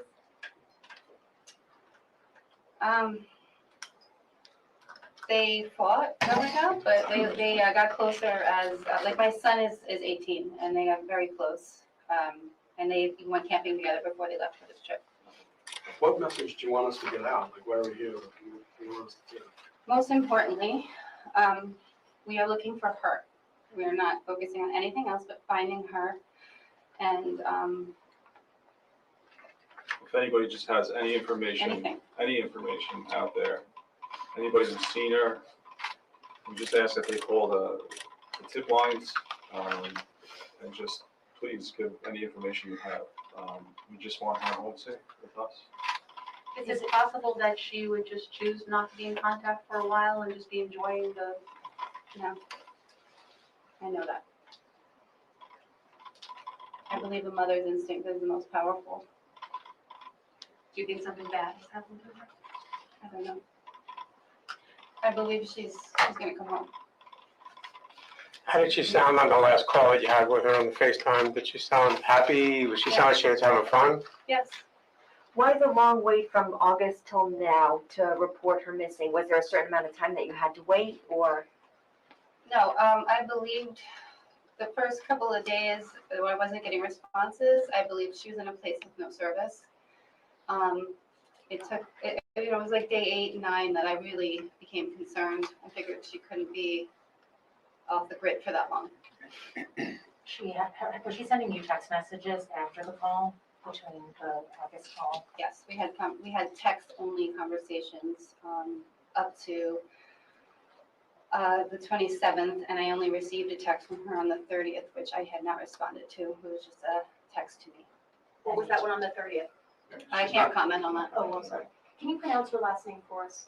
Sure, it's Petito, Petito. Petito, thank you. And there were reports that you didn't believe that the last texts were from her. What? Not commenting on that. Can't comment. Why do you believe she's in danger? I don't know if I believe she's in danger for particular reasons. I just believe she's in danger because she's not in touch with us. And she could be alone somewhere. She could be stranded somewhere in the wilderness. And she needs help. And I hope that we're not out there, but I hope that everybody's looking for her. I hope that the hikers and the rangers and the campers and everybody has her face and they're looking for her actively. But traveling companions, they've not worked for me. She's not gonna talk about that. So You guys talk about the beginning of the trip, when you guys first had heard about it, some of the conversations that you had with her, any concerns, excitement? What was the feeling and what were the conversations that were going on? As a mom, I had concerns for my daughter going on a road trip in general, but I felt safe. They were together. They had a plan. They had an itinerary, and we were excited for them. Everybody wanted to do what they were doing. No reservations about what they were doing, who was on the trip, any of that? No, I knew it was just the 2 of them, and I felt perfectly comfortable with that. Nicole, can you talk about what a task force has been like for you? It's hard to explain. I guess it's it's scary and it's nerve-wracking, and we don't eat, we don't sleep. We're just actively looking for her, looking at tips. Did anybody see her somewhere? We just want to find her and bring her home. Do you plan to go out west, and is that why you're raising money on the GoFundMe page? It's a consideration to go out there, yes. We're looking into it. Do you know what her last exchange was with her fiance? How that was reported to you? No, we do not. So they were engaged. We're not gonna talk We're not about gonna talk about that that. at Yeah, this it's time. kind of Anyway, it's not irrelevant. to- Yeah, Were they dating for a long time before they went on a the? couple of years, Couple about of 2.5 years. Can you say how they met? Or you said, Should we talk about how the development? If you want. It's not a big deal. They knew each other in high school. They were friends. And the friendship rekindled and they started dating. And He's well. So they obviously have known each other for a long time. Now the mom, like she just said right here, they've known each other since high school, you guys. So then they started dating. So again, you got to think about that. This guy, Brian, has known Gabby for a really long time. And he is the last person, we're, assuming he's the last person to have seen her. He went on a road trip with her. The family trusted, him with their daughter. And he's just remaining in the back burner, going to just watch it unfold. I'm hoping within the next day or today he releases something, helps law enforcement out. Again, he's not saying where he last seen her, what she was last wearing. Was she okay mentally? Was there, it's, to me, it's just mind blowing that he is remaining so quiet like this. And again, there's nothing wrong, you guys, with getting a lawyer. But there is a problem when you get a lawyer and you are not cooperating with law enforcement. He could go in there, sit down, speak with law enforcement with his lawyer there, no problem, and just help them out, give them something, but he's not.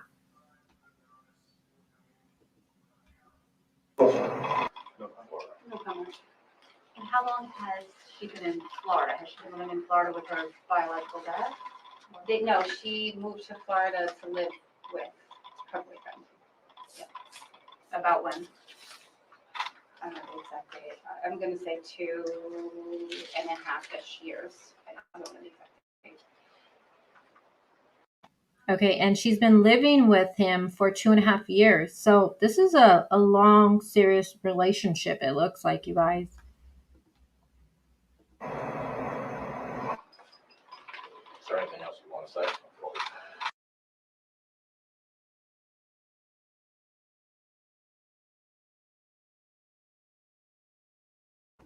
All right, so that was it. It just ended. Sorry, I didn't even know it was over right there. So again, she was dating him for a really long time. She's known him for a long time. And let me share something that was sent to me really quick. Hold on, guys.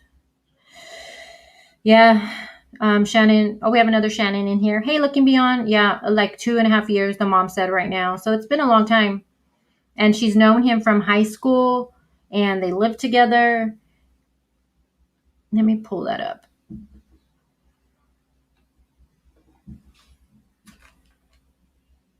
And thank you, Shannon, for sending me this.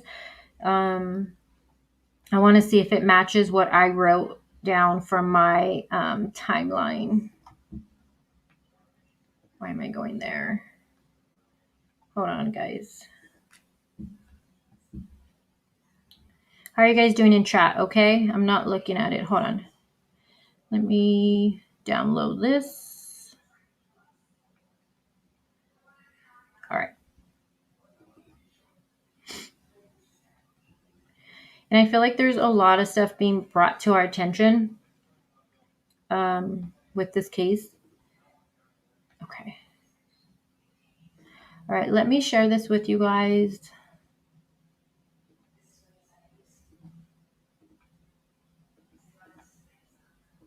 All right, so this is not my work right here. This was sent to me. Let me take that off the screen. Hey, Jackie M, is there a search going on for Gabby? Well, the briefing we just heard right now from law enforcement, he says that there hasn't been one orchestrated from law enforcement is what I gathered from him, but that the family is actually wanting to go out and search. I'm wondering, has Echo Search been contacted? That was something I was trying to see. Has the family contacted them? Oh my God, Jules, where have you been? All right, so let's see. I'm just looking at this really quick because I want to see if it matches up with what I have. So let's see. Let's start with left number 1. So we'll look at right here. Again, this is not my work. This was sent to me. And I'm seeing if it matches. Left New York on July 2nd. Yes. And then again, she was at in New York for her brother's graduation ceremony. Now, number 2, road trip to Colorado and Utah. Well, I have, let me see, hold on. Hold on, guys, I'm just looking. Monument.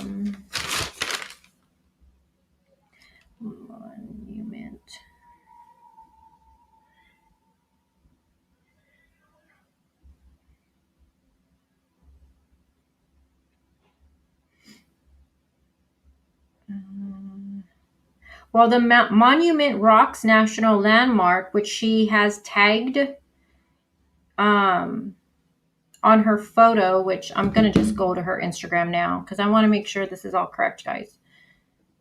That's in Kansas, and that's not on here. Or do they have it on there? No, they have. Well, I'm going based off the numbers. Okay, hold on. Let's see. 3, Gabby last seen at Salt Lake City hotel with fiance on August 24th. August 25th, final call to family saying she was in Grand Teton National Park. The couple planned a Yellowstone trip, but Gabby never made it. All right, let me search her name. All right, so I'm going to save this and compare it to what I have. It looks like it's the same as what I wrote down. Does it have on here when Dad ordered that Uber Eats? No, I don't. If anybody ends up seeing Dad verbally say what day this Uber Eats happened. Now, I've gathered from the news clippings that it was done on the 21st, but I'm seeing different people say different things. So that's the one time I'm just really, for my timeline, I need to make sure I have.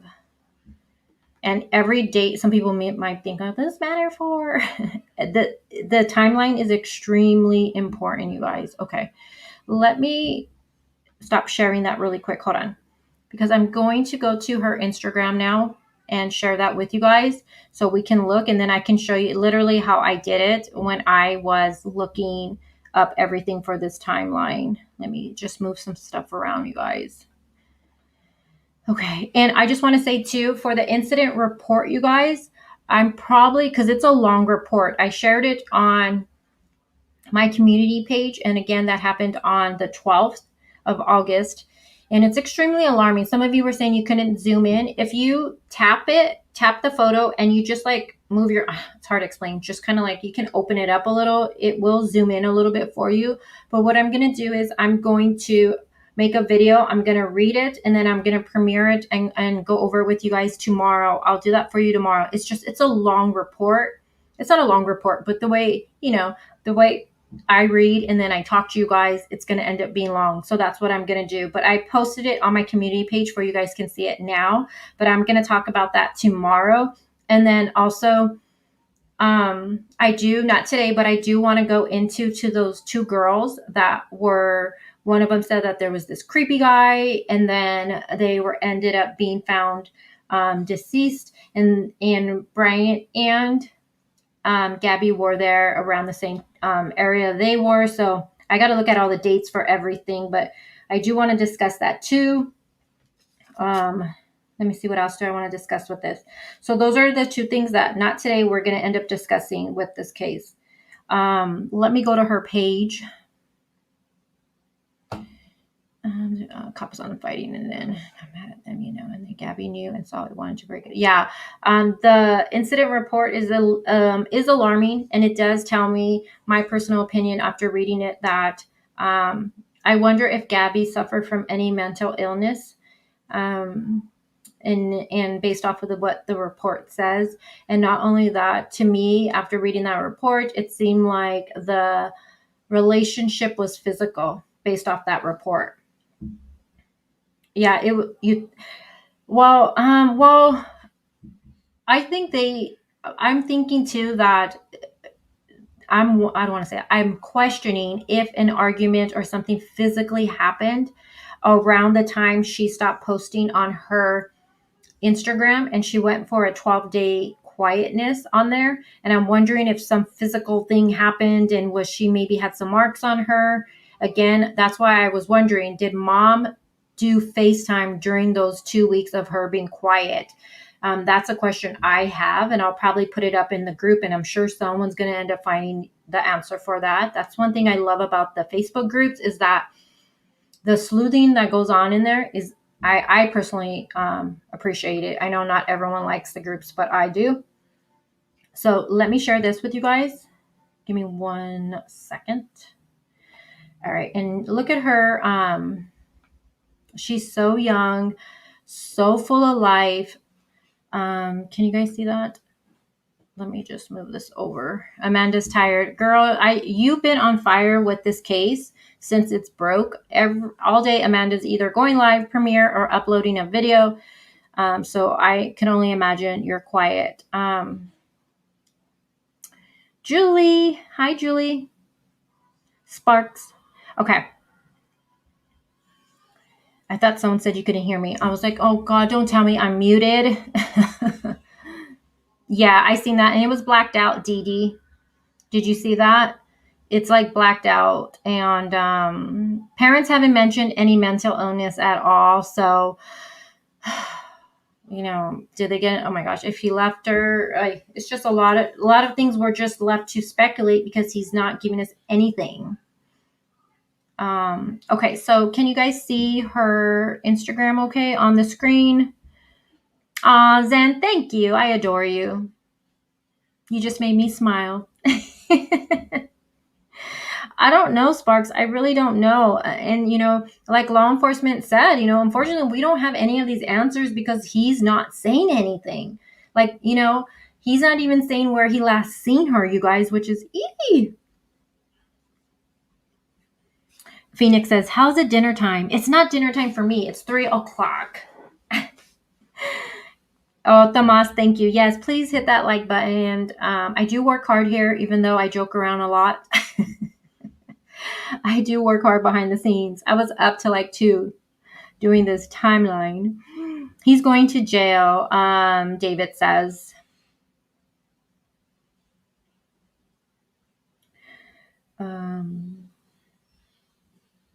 Yeah, right, Sparks? And that's true. You cannot just leave someone, especially someone that's the love of your life. All right, guys, I'm not going to look at chat. I'm going to look at her Instagram, so I'm going to move this over for myself. Okay, so based off of the timeline I gave you guys, her first, here we go. Okay, see, so Monument Rocks right here. See, so she posted this and she says, there's no place like the tiny home we built. And then she tags Brian and hashtag van life, hashtag travel, hashtag adventure blogger. And you can see that Brian liked that.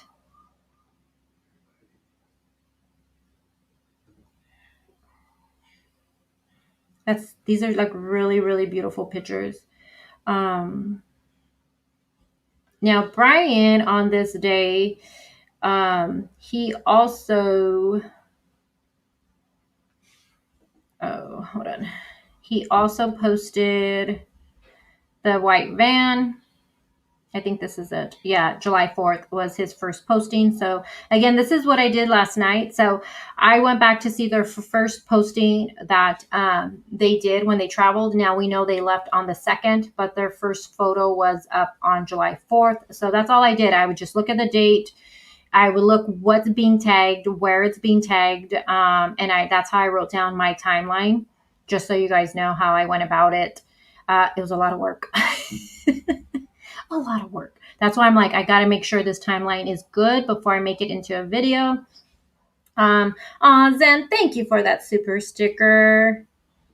You're so good to me. Thank you so much for that. I appreciate that more than you know. Thank you.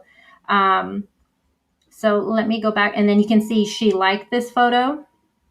So let me go back to hers. Now, this is July 8th. She's in Colorado Springs, Colorado Springs in Colorado. And she has like a little snail. And I think this is a little happy face. Again, that was posted on July 8th. Again, this is, like I told you guys, she did a really good job with a breadcrumb trail just leading to where she went and what she did that day. Again, Brian liked it. Let's see if he uploaded. Sorry, I hope I'm not making you guys dizzy. So then he uploaded July 10th, and then they were at the Great Sand Dunes National Park. Again, that's in Colorado. A lot of you are, if you're here from the beginning with me with this channel, you know that the Chris Watts case and, Nicole Kessinger and those little booty shorts going down the sand. I don't know, but I definitely want to go here. It looks like so much fun, you guys. But his post, he put, first time out to the Great Sand Dunes. I've never set foot in a terrain like this, let alone surf down hills of sand or tasted sand. I got to taste a lot of sand. And then he tagged Gabby. You can see Gabby liked that post. Okay, let's go back to hers. Again, I'm not looking at chat, you guys, just so you know. And then,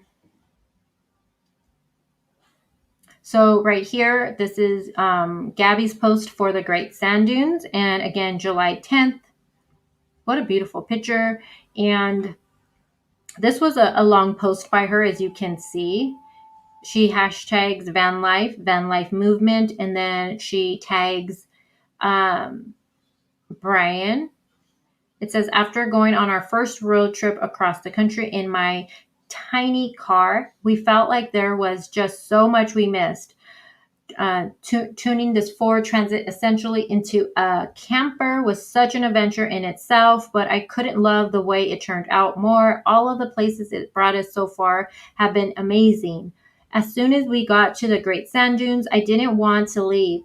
There was so much to hike, but as soon as the campsites on the dunes opened up for summer, they filled up instantly, along with the overnight parking permits. Luckily enough, I called at the right time when someone canceled and was able to score a campsite for 2 nights overlooking the dunes. That's freaking amazing. I'm so grateful we got such an awesome spot to spend the night and surf the dunes. And the night sky here was insane. Never seen so many stars. I don't know. That one just made me kind of sad, to be honest with you. And then again, she's July 10th, a couple of more uploads. So young, 22 years old.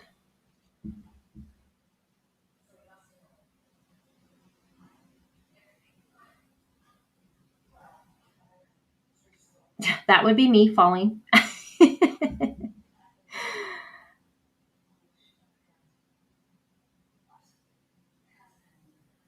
See, when you see things like this, you guys, I get so sucked into cases like this. And I know I'm going to get sucked in because you see these photos and it's like a story of their life. And you just want to know more. And then you're left like, what happened? Just like with Shanann Watts. I got so sucked into the Chris Watts case because of that. All the videos she had. It makes you think like, it makes you feel like you know them in a way. Like this was just, not too long ago, and she's smiling and happy at the Great Sand Dunes. So that one is there. Let me see. So again, this is how I got my timeline. July 11th, she's still posting from the Great Sand Dunes. Right here, Mystic Hot Springs, July 26th. What a pretty picture, huh? I mean, this is so amazing. And then it says, I took a very relaxing nap here. And then her hashtags right there. And then again, Brian liked her post.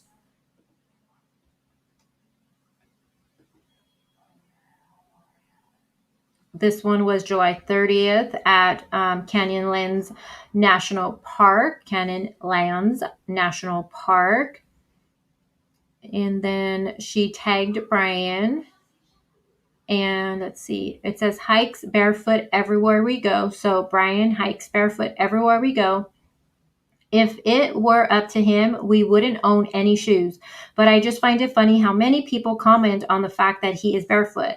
As soon as we reached the end of the easy walk, I kicked off and then she links at Sandlook. And this woman who seemed very concerned asked me if the crust was hot. I was in such a different mindset that this question fazed me. Even if it was boiling lava, I was just so happy to be there that I didn't think about the sun. Surprisingly enough, the rocks were cold, not ice cold, but cool. Magically, the sandy smooth crust doesn't retain any heat. So not only did it feel good because it was 100 degrees with no shade, but it was tranquil. We always love surpassing people on our hikes, hearing them say things like, whoa, look, he's barefoot. So I don't know. That just seems good. I don't know. And then she tags Brian again. So that was 2 tags, right? Yeah, she tags him twice. And she says, he inspires me every day on living a more natural lifestyle, building my feet up so I don't have to bring my shoes in case. # walk barefoot. Someone wrote, he inspires me every day by being barefooted. Come on, she did not write this. Yeah, so one thing I noticed too, someone said edited.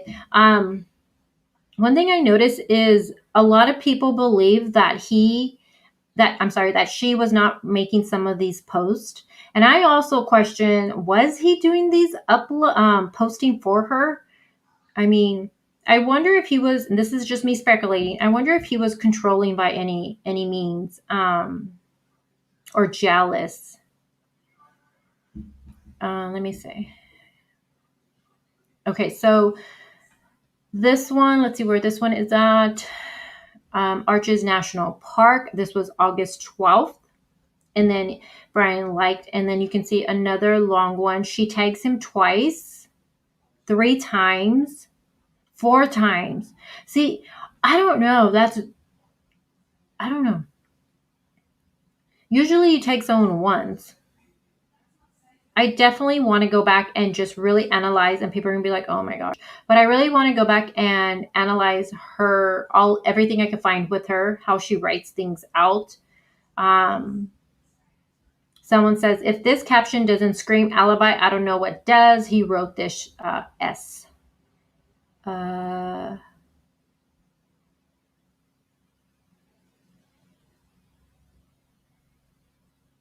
Yeah. And then there's this one that was uploaded on the 19th. And there's no, you see how everywhere had a location where she was at? This one doesn't have one. And this photo was not taken that day because, like I told you guys earlier, and I made a video over it, this was actually shared on Brian's stories, on one of his stories, and it's for August 2nd. And it just says, almost immediately after telling, and then she tags him again, how happy it made me to see that people were truly respectful of the park. I watched some guy leave his processed pre-packaged package. I don't know. Oh my gosh, someone wrote, this is Chris Watts all over again. Someone wrote, and all of a sudden the hashtags are in the comments like Brian's are. People don't change their general posting. And that's one thing a lot of people are doing. They're really analyzing her wording and stuff. And I'm telling you, a lot of people are thinking Brian is doing these uploads. Now, we know that she was okay. Well, I don't want to say okay, but we know she wasn't missing at this time since her mom did do a FaceTime. But I'm more concerned about if he was controlling and they were having issues. We have that incident report was he controlling her social media? When you're in a relationship and I'm just giving my opinion right here. I'm not saying that they were in this relationship, but when you're in a relationship and it's in a physical or mental abuse one, controlling your social media definitely goes hand in hand with that. So I'm just wondering if he was possibly controlling her Instagram and wanting to oversee it, even making making posts and then making them about him, kind of like with all the hashtags all the at his name. Hold on, guys.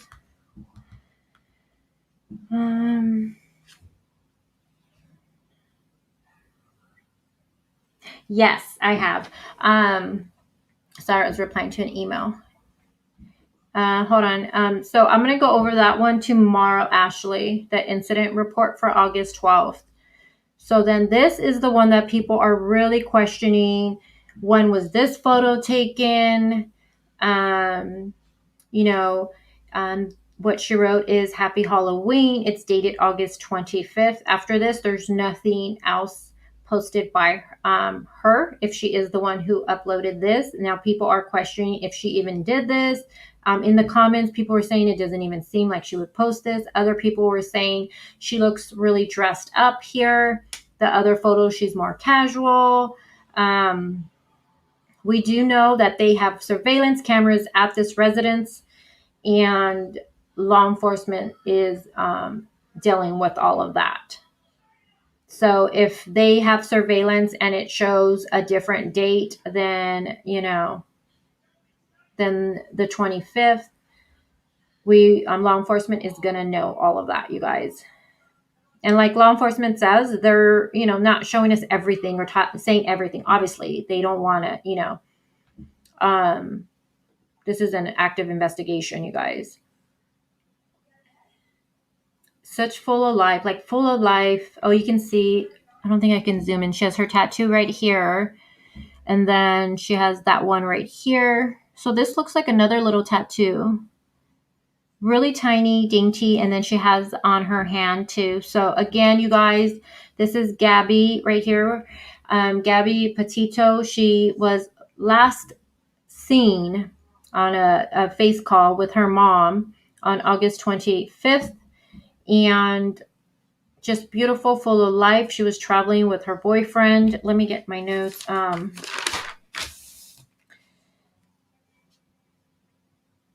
She has, let me see, I want to make sure I say it correctly. Hold on. And I'm going to be following this case because I do have a file now.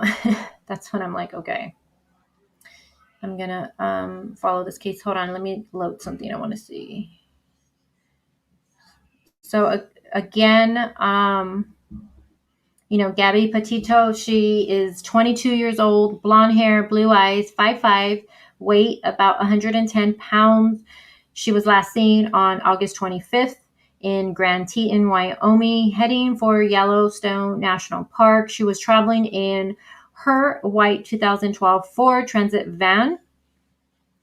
She was headed north around the time of her disappearance. However, they received a confirmation that she is no longer traveling in the van. It is unknown what Gabby was wearing, unfortunately, at the time of her disappearance because her, boyfriend has lured up and is not cooperating. I'm reading the flyer really quick one last time. Now, we know she has her tattoos on each of her arms, one on each, and then she has some tattoos on her hand. Any tips, again, if you were traveling in any of the areas that Gabby and Brian were in, law enforcement is asking that you call 1-800-CALL-FBI. Again, look at your own photos that you took on your trips. Maybe you have them in the background that you don't even realize it. So it is recommended to go and look at your own photos that you took. And if you see anything, to please contact law enforcement. She needs to be found like yesterday. I can't even imagine what this family is going through. I think I would just be so angry right now that the person that was last seen is just mute. Yeah, let me get back to you guys. Hold on. All right, so that's pretty much what I have for today's live. I do want to go over the incident report because that's extremely important. Let me, that's, hi guys, look at my hair. That's extremely important, that incident report. And, but it's a lengthy report. So like I said, I am going to make that into a video and then I'm going to premiere it. So I'm able to go through chat with you guys. And, because not only that, some people don't like lives because of all the interruptions. Like I'm talking to you. Some people just want to know the facts with it. So with that one, I do just want to read it. So that will be for tomorrow morning. I'm going to postpone my summer wows live until I'm going to push everything a day back. So tomorrow I originally was going to go live discussing summer, but I really want to talk about this incident report. So then I'll go live with summer on Friday. And then I also wanted to go over the Tristan Bailey case. I have a live scheduled, so I'm going to have to push that one probably to the weekend, I'm guessing. I'm just going to have to push everything a day. So again, you guys, I don't know. Extremely red flag. And my bun, you guys. Oh my gosh.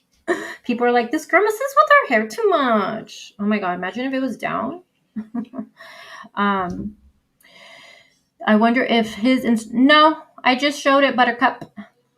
Hi, Buttercup. No, I just showed it right now. It's not. Oh, actually, I actually followed him because last night I followed him because I was like, shit, he's probably going to make it private. So I better get in here now. So I actually am his friend. Well, I'm not his friend, but I'm in there. So did you try Buttercup seeing it? Is it private? Interesting. Thank you so much for that super chat. Thank you. No, thank you for that. And thank you for being here with me. Thank you so much. It is getting hot in here. I have the ring light on, you guys, and I wonder if law enforcement has his phone records and his credit card or bank card info. Well, if I don't know about the phone record for him, they would need to get a warrant for that. And he's not giving anything up. So that's one thing I had asked. I was thinking in the beginning, they could have, if he would be cooperating, they could ask, hey, can we see your phone? And they could have did like a, what's it called? Celebrate on it, like dump that on it and got like his location, pings and all of that. They could request, I know how Facebook works, but they could get a warrant for Instagram to get his information, like his locations and all of that for him off of what he's uploaded. I know they can do that.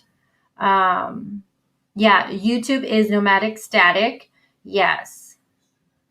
We'll play that. I'll play that tomorrow. We'll look at that. Tomorrow is their YouTube channel. Like I said, that YouTube channel, Nomadic Static, was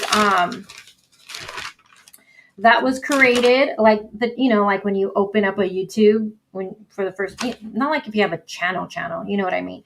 But that was open on November 2013, and the email linked back to Gabby, and that's per Daily Mail though, for the YouTube channel. And there's only one video, and some people were also talking about that they were questioning some of that video because you can tell it's the Bay Area. I recognize there's some California stuff, in there.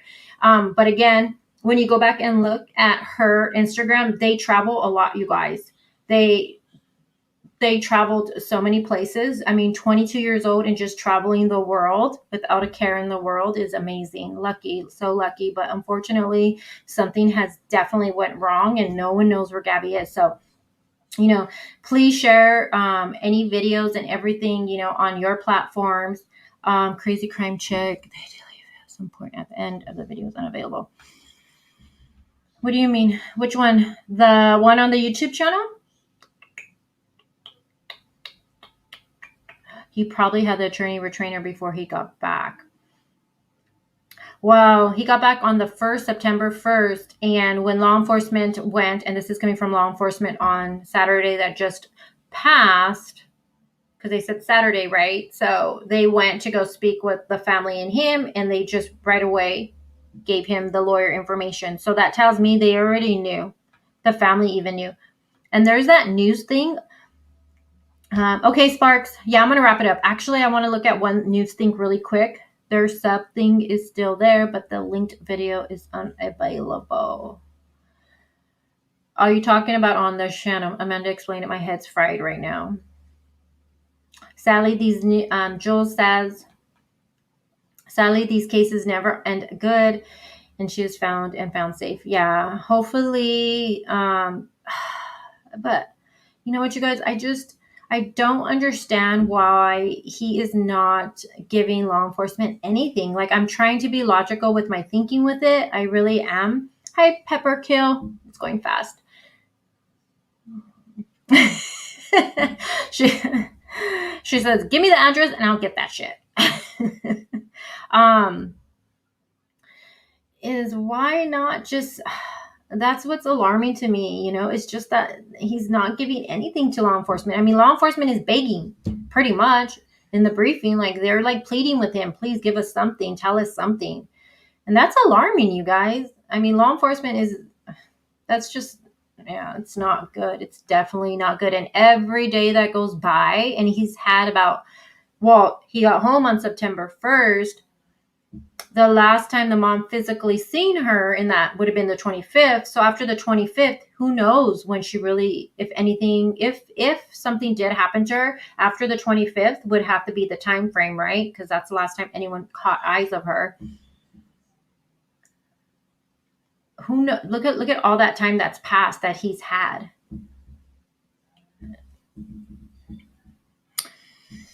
I need a new emotion.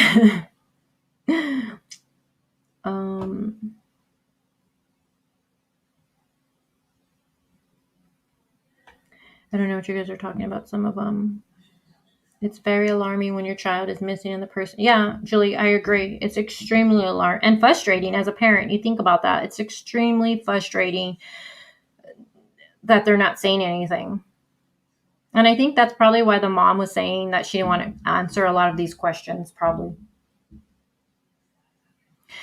I know you're talking about me, Amanda. Hold on. Let me scroll up. At the end of their video, it had a link for another. Oh, what was the link, Amanda, for? Do you remember by any chance? Because I did watch, the video that is still up.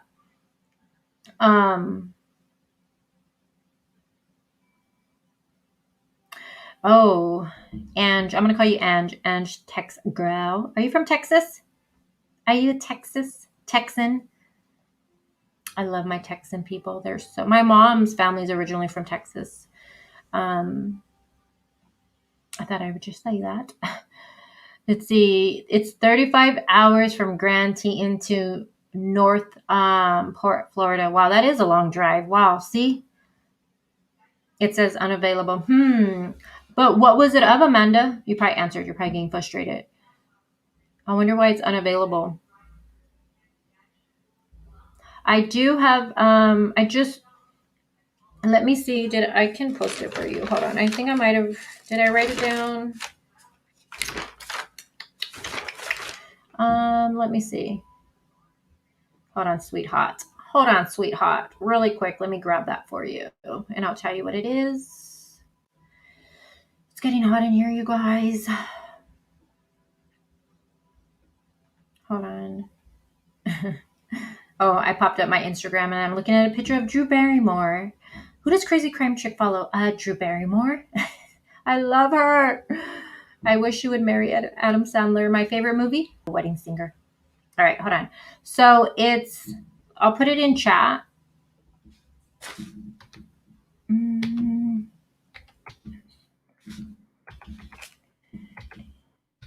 Okay, so that's her Instagram. Her Instagram name. And then you can just, when you click on that, it'll have, when you click on a photo, it'll have Brian who liked it. And then you just click his name. I'm not sure if his is private now. I'm sure it is.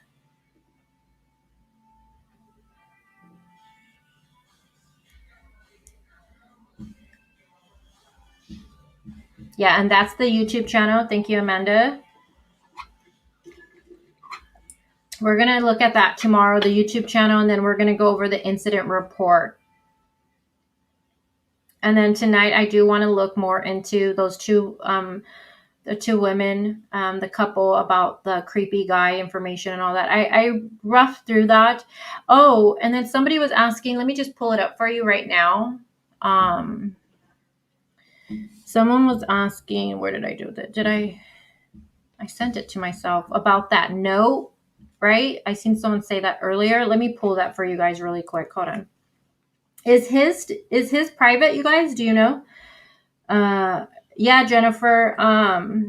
The two women, there was two women camping.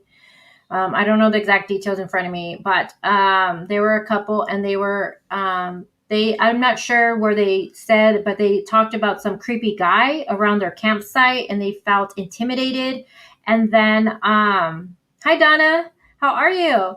And they were found murdered. No link, but it was around the area.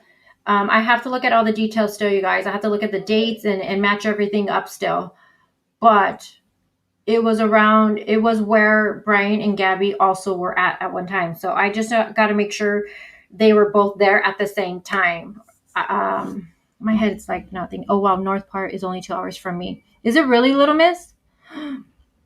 Yeah, so that's it. But let me pull. Yes, his Instagram is up, and it is okay. So his Instagram isn't private, you guys. I'm gonna assume he's gonna make it private probably any day. I mean, he's lawyered up. I'm surprised he still has that up. Oh my gosh, you guys. Okay, let me show you. Let me pull this for you guys really quick. Hold on. Let me send it to myself. And this, okay, so this note I'm going to share with you was from a family member, allegedly. Again, I need to go back and look. And it was just like, it looks like just like they were writing down information, it looks like. Maybe just to keep track of stuff, I'm assuming. But hold on, let me open that up for you. In one of the groups, I heard it was an uncle that wrote this, but Amanda's in chat. She'll probably know more of this note. All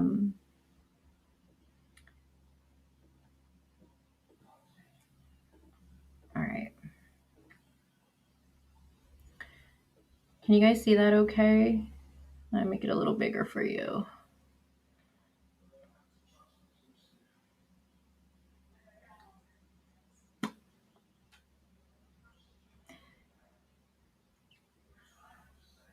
Yeah, so last FaceTime. So last FaceTime with Mom was the 25th. And let me see. And Mom says that she was headed to Grand Teton National Park in Wyoming. Yes.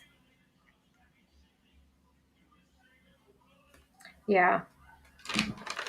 Now, Mom did get some text messages, but she isn't really saying much of what was in those text messages. Again, she did say in that briefing that she doesn't even know if that was really from her daughter now. So we don't know what those text messages are. Law enforcement obviously does. If you look at the bar sheet, when seen at the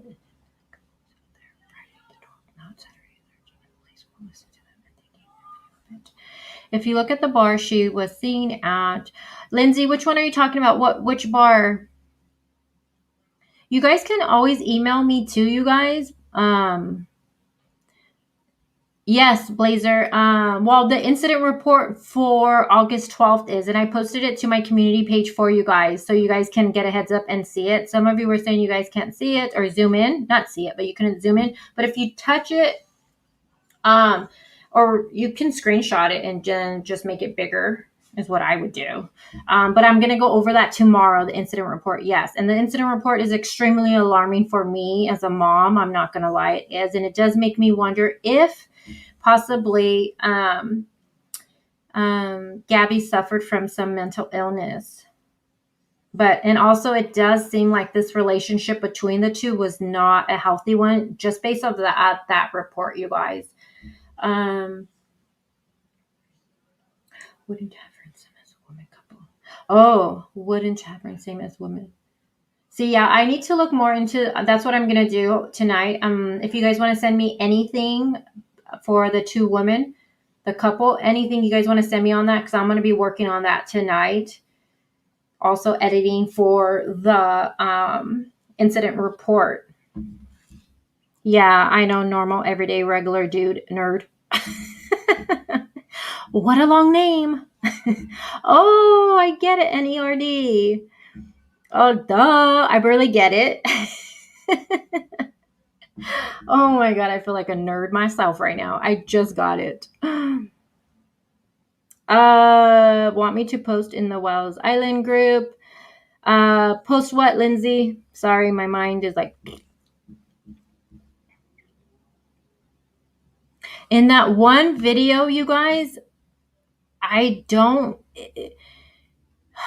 gonna put it in the tomorrow's for tomorrow's live, but the one where she's like making something and she gets chocolate, remember, and it melted. And I don't know about you guys, but I just got a weird vibe when I seen that interaction. To me, this is just my personal opinion.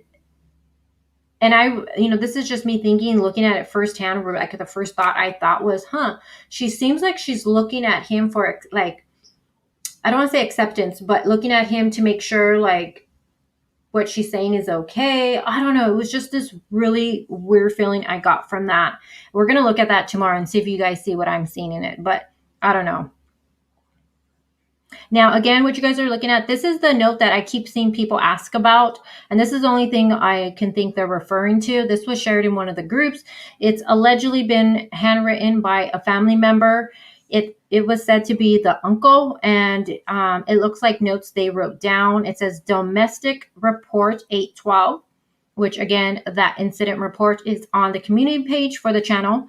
Now see here, this is the part that has me questioning a lot. Like, I'm wondering, what does this mean? Brian went to Florida. I'm guessing that's what that is referring to. 8/17 to 8/23. Now, in the group, I keep seeing people saying that, yeah, he went to Florida on these dates. Why did he go to to Florida on that? So I need to look more into that. Again, don't know if this is legit or what's up with that. Now, left hotel in Salt Lake City on 8/24.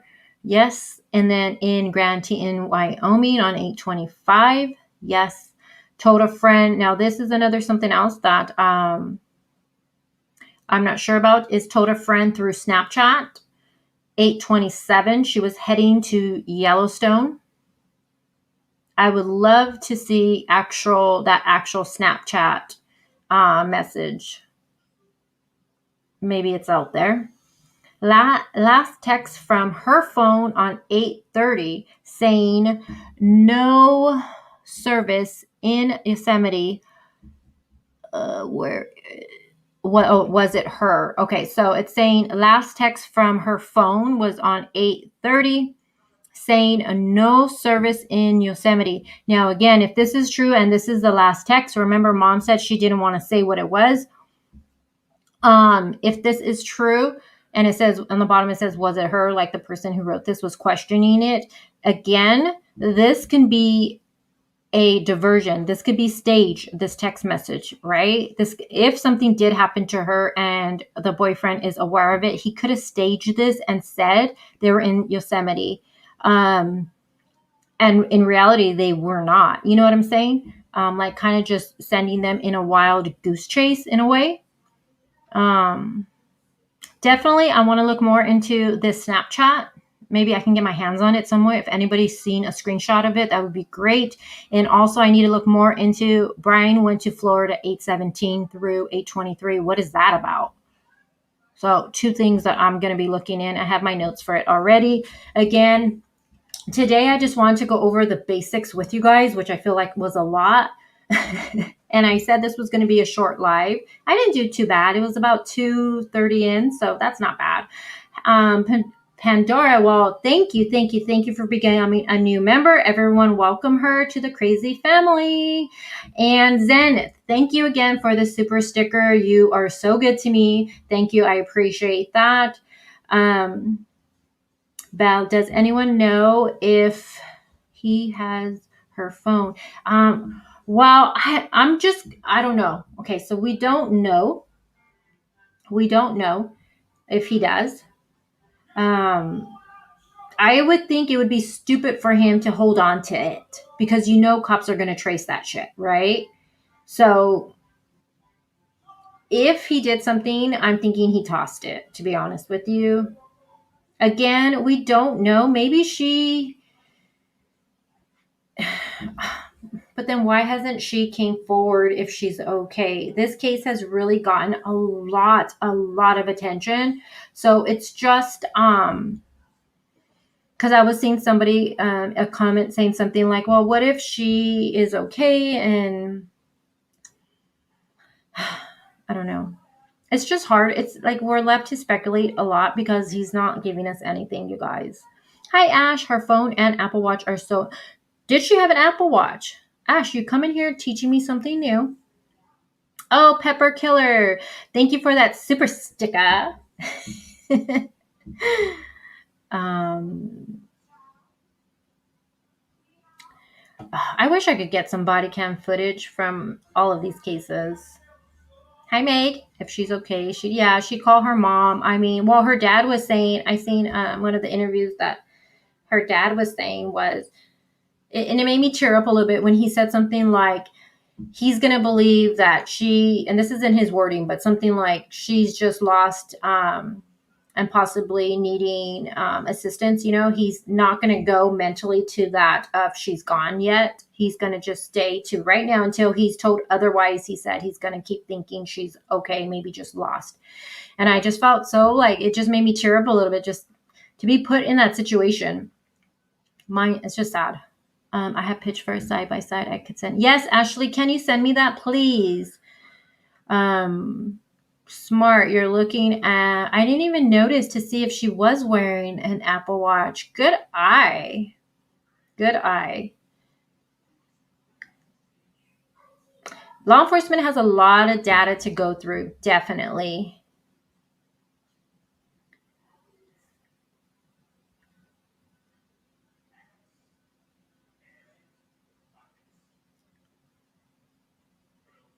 Just looking at your guys' comments. I have aqua hair. Do you really? I used to have hot pink when I was in my younger years. Oh, can someone link my email, you guys? Yeah, I think her eyes, and I also think her eyes look puffy, but I need to go back and look at all of them and analyze every single photo though. Like, cause sometimes us girls, we do get like the little puffiness, like, I don't know, but I did think her eyes look a little like that too. But I need to go back and look at all and analyze all the photos to see, do we even really know she has a great relationship with her parents? I mean, seriously, she moves to Florida, then goes across. Once they're 18, they can pretty much do what they want, you guys, though. And that's the scary thing. Mine's going to be 17. And it's so funny. I just told her this yesterday because she's going to be 17 on September 30th. And I said, when you're 18, I'm still going to tell you what to do. And she started laughing. Hey, Ronald McDonald, how are you? Your name is all in capitals. It just stands out to me. I have a feeling the boyfriend did something. I know. I mean, again, nothing wrong with getting a lawyer. That is smart. But again, if you did nothing wrong, then why aren't you cooperating with your lawyer by your side and at least telling law enforcement where you last seen her? It's just so strange that he's not giving them nothing. And then that statement, which I'll go over tomorrow, that was released by his lawyer was so, it didn't even say her, like call her Gabby. It called her by her last name. It was really strange. I even was like, did he write this? This is a statement from the boyfriend, or it just was really strange to me, you guys. Really strange. And he said that in that statement, it's like, you know, they're just going to be pretty much watching from just chilling, watching like, oh, I was last with her, guys, but, you know, let me know if you find where she was at. I'm just going to sit back and watch. Like, what? No. Like, what is wrong with people these days? No. Yeah. Jennifer says, it looks like she just woke up. Yeah. Oh, and then in that video, we'll have to look at it tomorrow when it's raining and her voice. Oh, such like, you know, like your little 22-year-old daughter. I have girls. So I was like, oh, in that part where it's raining and her voice and she's like, ah, oh my God. You got me right here. If you was last, hold on, let me see. Donna says, if he was last to see her, you wouldn't be doing what he's doing. He drove up and back. Yeah. And left. And again, if he got in a fight with her or something happened, I'm trying to stay like logical with my thinking with this and not jump the gun, but it's really hard with this one for me. It's extremely hard. I'm like, I don't. Everett says, I still don't think he did it. Everett, so what do you think happened? Why do you think he's not even saying, why do you think he's not even telling law enforcement anything? Like not even saying like, hey, go look here for her. You know what I'm saying? Hey, when I last seen her, she was wearing X, Y, and Z, you know?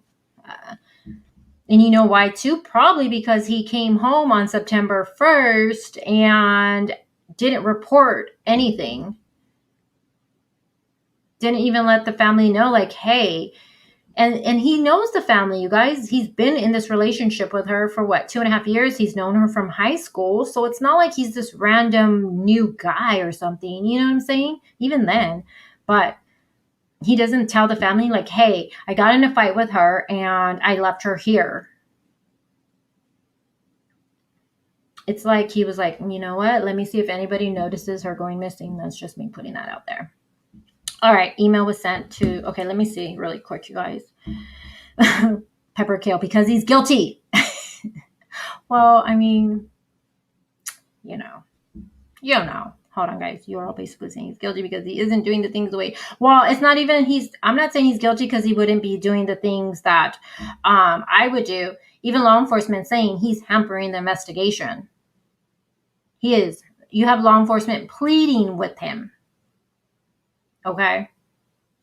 That's a red flag for me. Definitely a red flag for me. Like I said, it's not a problem he lawyered up. Get a lawyer. Great. You're smart. There's nothing wrong with that. And like I said earlier, I feel like as a society, we think, oh, you lawyered up, you're guilty. No, that's not how it should be. It's smart. Get a lawyer. But still cooperate. Talk to law enforcement with your lawyer right there. He's not doing any of that, which like law enforcement is saying, that's hampering the investigation here. I mean, that's the love of his life. Don't you want her to be found? My opinion. Hold on, guys. Hold on. Let me see.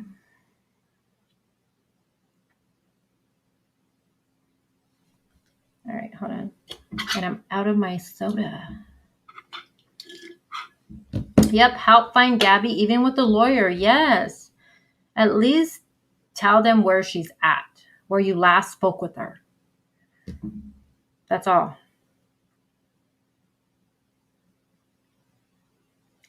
Jennifer, I was, that's, maybe they did have a fight. Maybe they had a fight. He went home, but he still left her somewhere. And he went home and he didn't contact anybody to go get her. You know what I'm saying? But I was thinking that too. What if they just had a fight and he was like, bye? Yeah, it's a shitty move and that's a jerk. But I mean, but to not call anyone and let them know like, hey, I left your daughter here. Or, you took her car, first of all, too. That's her vehicle. You left her somewhere. You left in her vehicle. That's... At least she says she was wearing. Yeah.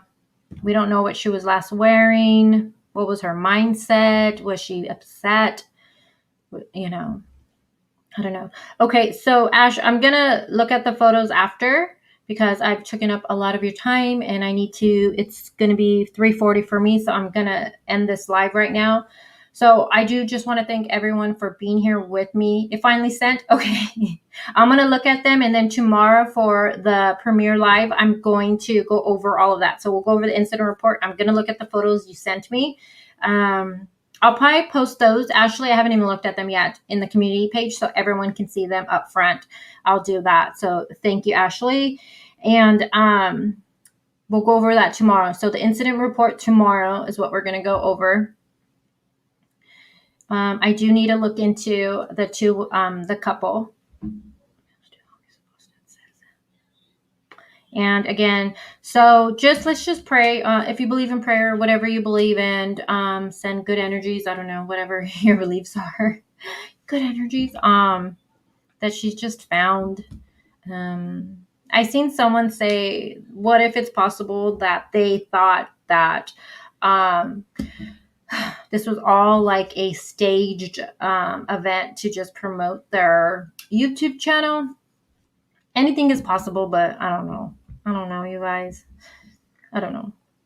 All right. So again, where's the link for members? I don't know. Do I have any mods here? Do I have any mods here? John's here. John, can you link my membership link, you guys? And if anybody sees Capri, y'all know who I'm talking about. Capri has never emailed me, and I'm waiting on her email. The last live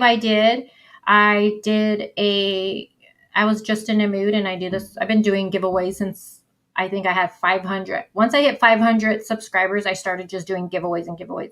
So I don't know. I was live last time, remember? And then I said, whoever guessed my birthday won a gift card. And then it ended up being Capri. And I said, just shoot me an email because I'm going to send it through Amazon. It's simple. Girlfriend, if you're watching this, you haven't emailed me. So if anyone sees Capri in someone's chat, say Crazy's waiting for the email. Thanks, guys. All right, guys. So again, no, thank you, Jennifer. Jennifer, you're always keeping me up to speed with everything. So again, you guys want me to see anything or read anything, just shoot me an email with it. And she is very tiny, very tiny. She's very petite. Yes. Okay. So again, thank you guys for being here with me today. And tomorrow I will talk to you guys. It's going to be an earlier premiere, I'm thinking. And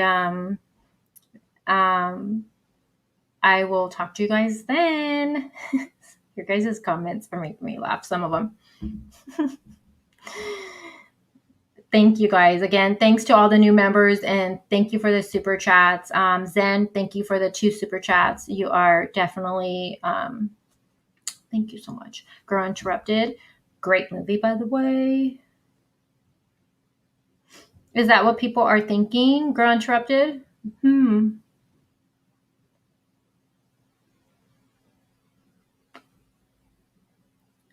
And so doesn't that make you connect more to this case? No, you're awesome. You guys are awesome.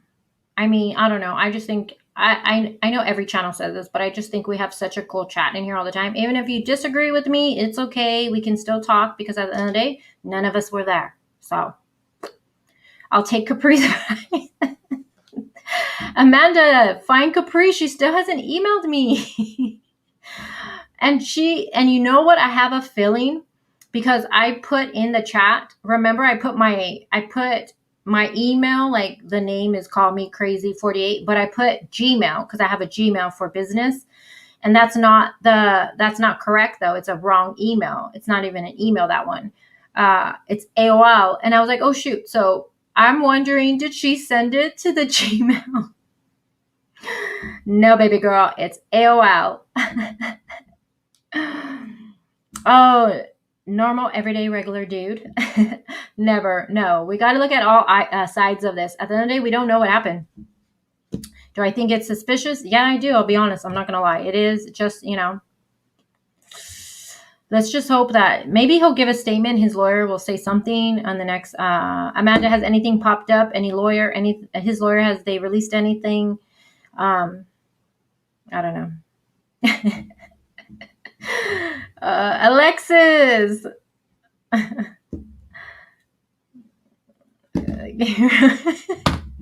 Oh my God. No, I told everybody last time I had sent one of my moderators, Sky, a birthday Amazon card, and she put her wrong email, like she typed up one wrong, and you can't do it. It has to be the exact email, and she didn't get her gift. So I had to call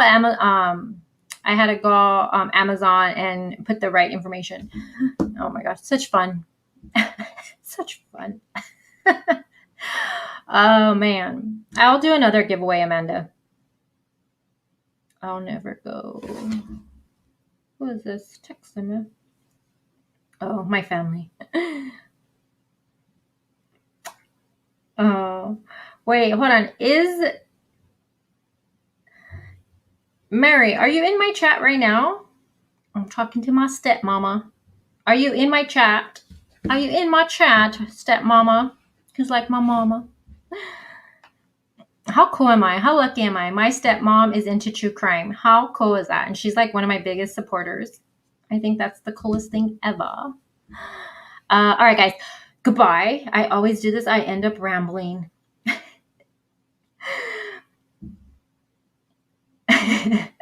My emails for Gmail and AOL. No, see, I have two emails, and I put the front portion of my AOL to Gmail. No. Okay, guys. I'm going for reals this time. I am really leaving. Fall leaves. New here. Oh, we got a new person here. Fall leaves. New here. I like the live and chat, so I just subscribed. Oh, well, thank you, darling. Thank you. Yeah, right. Well, Kelly, my friends they're not into true crime. They're not. That's why I have all of you guys who are my friends to talk these cases with me. All right, guys. Seriously, I gotta go because I hear my family outside, like, trying to get my attention. All right, guys. Gotta go. I will, I'm not looking at chat. I will talk to you guys all tomorrow. Thank you guys so much for being here with me today. And maybe tomorrow I'll do something with this mop of mine. All right. Peace out, guys. Thank you guys all so much. I'm not looking at chat. And let me say bye first. I do this and I can't switch how I do it. Let me say bye to people. Paul T, John, Alexis, Fly High, Donna, Sandra, Zen, Everett, Nerd, Rave Den, Shannon, Tomas, It's a Crying Shame, Julie, Kelly, Fall Leaves, Ange, Heather, Heather Smith. I don't think I said hi to you. Let's see. Girl Interrupted, Ara, Jen, G. Oh, hey, Jen. How are you? I just seen your name right there. Kim, Amanda, and let me see how far. Donna. Good to see you, Donna. Miss you, love. Julie Johnson, and Bella, and Paul. Did I say Paul? Yeah. Okay, and that's all. Lets me go. So, Colleen, Looking Beyond. All right, guys. Thank you guys for being here. It just lets me scroll so much up. So thank you guys for being here. And I will talk to you guys all soon. Bye, Felicias. Oh, and Demon. I didn't say bye.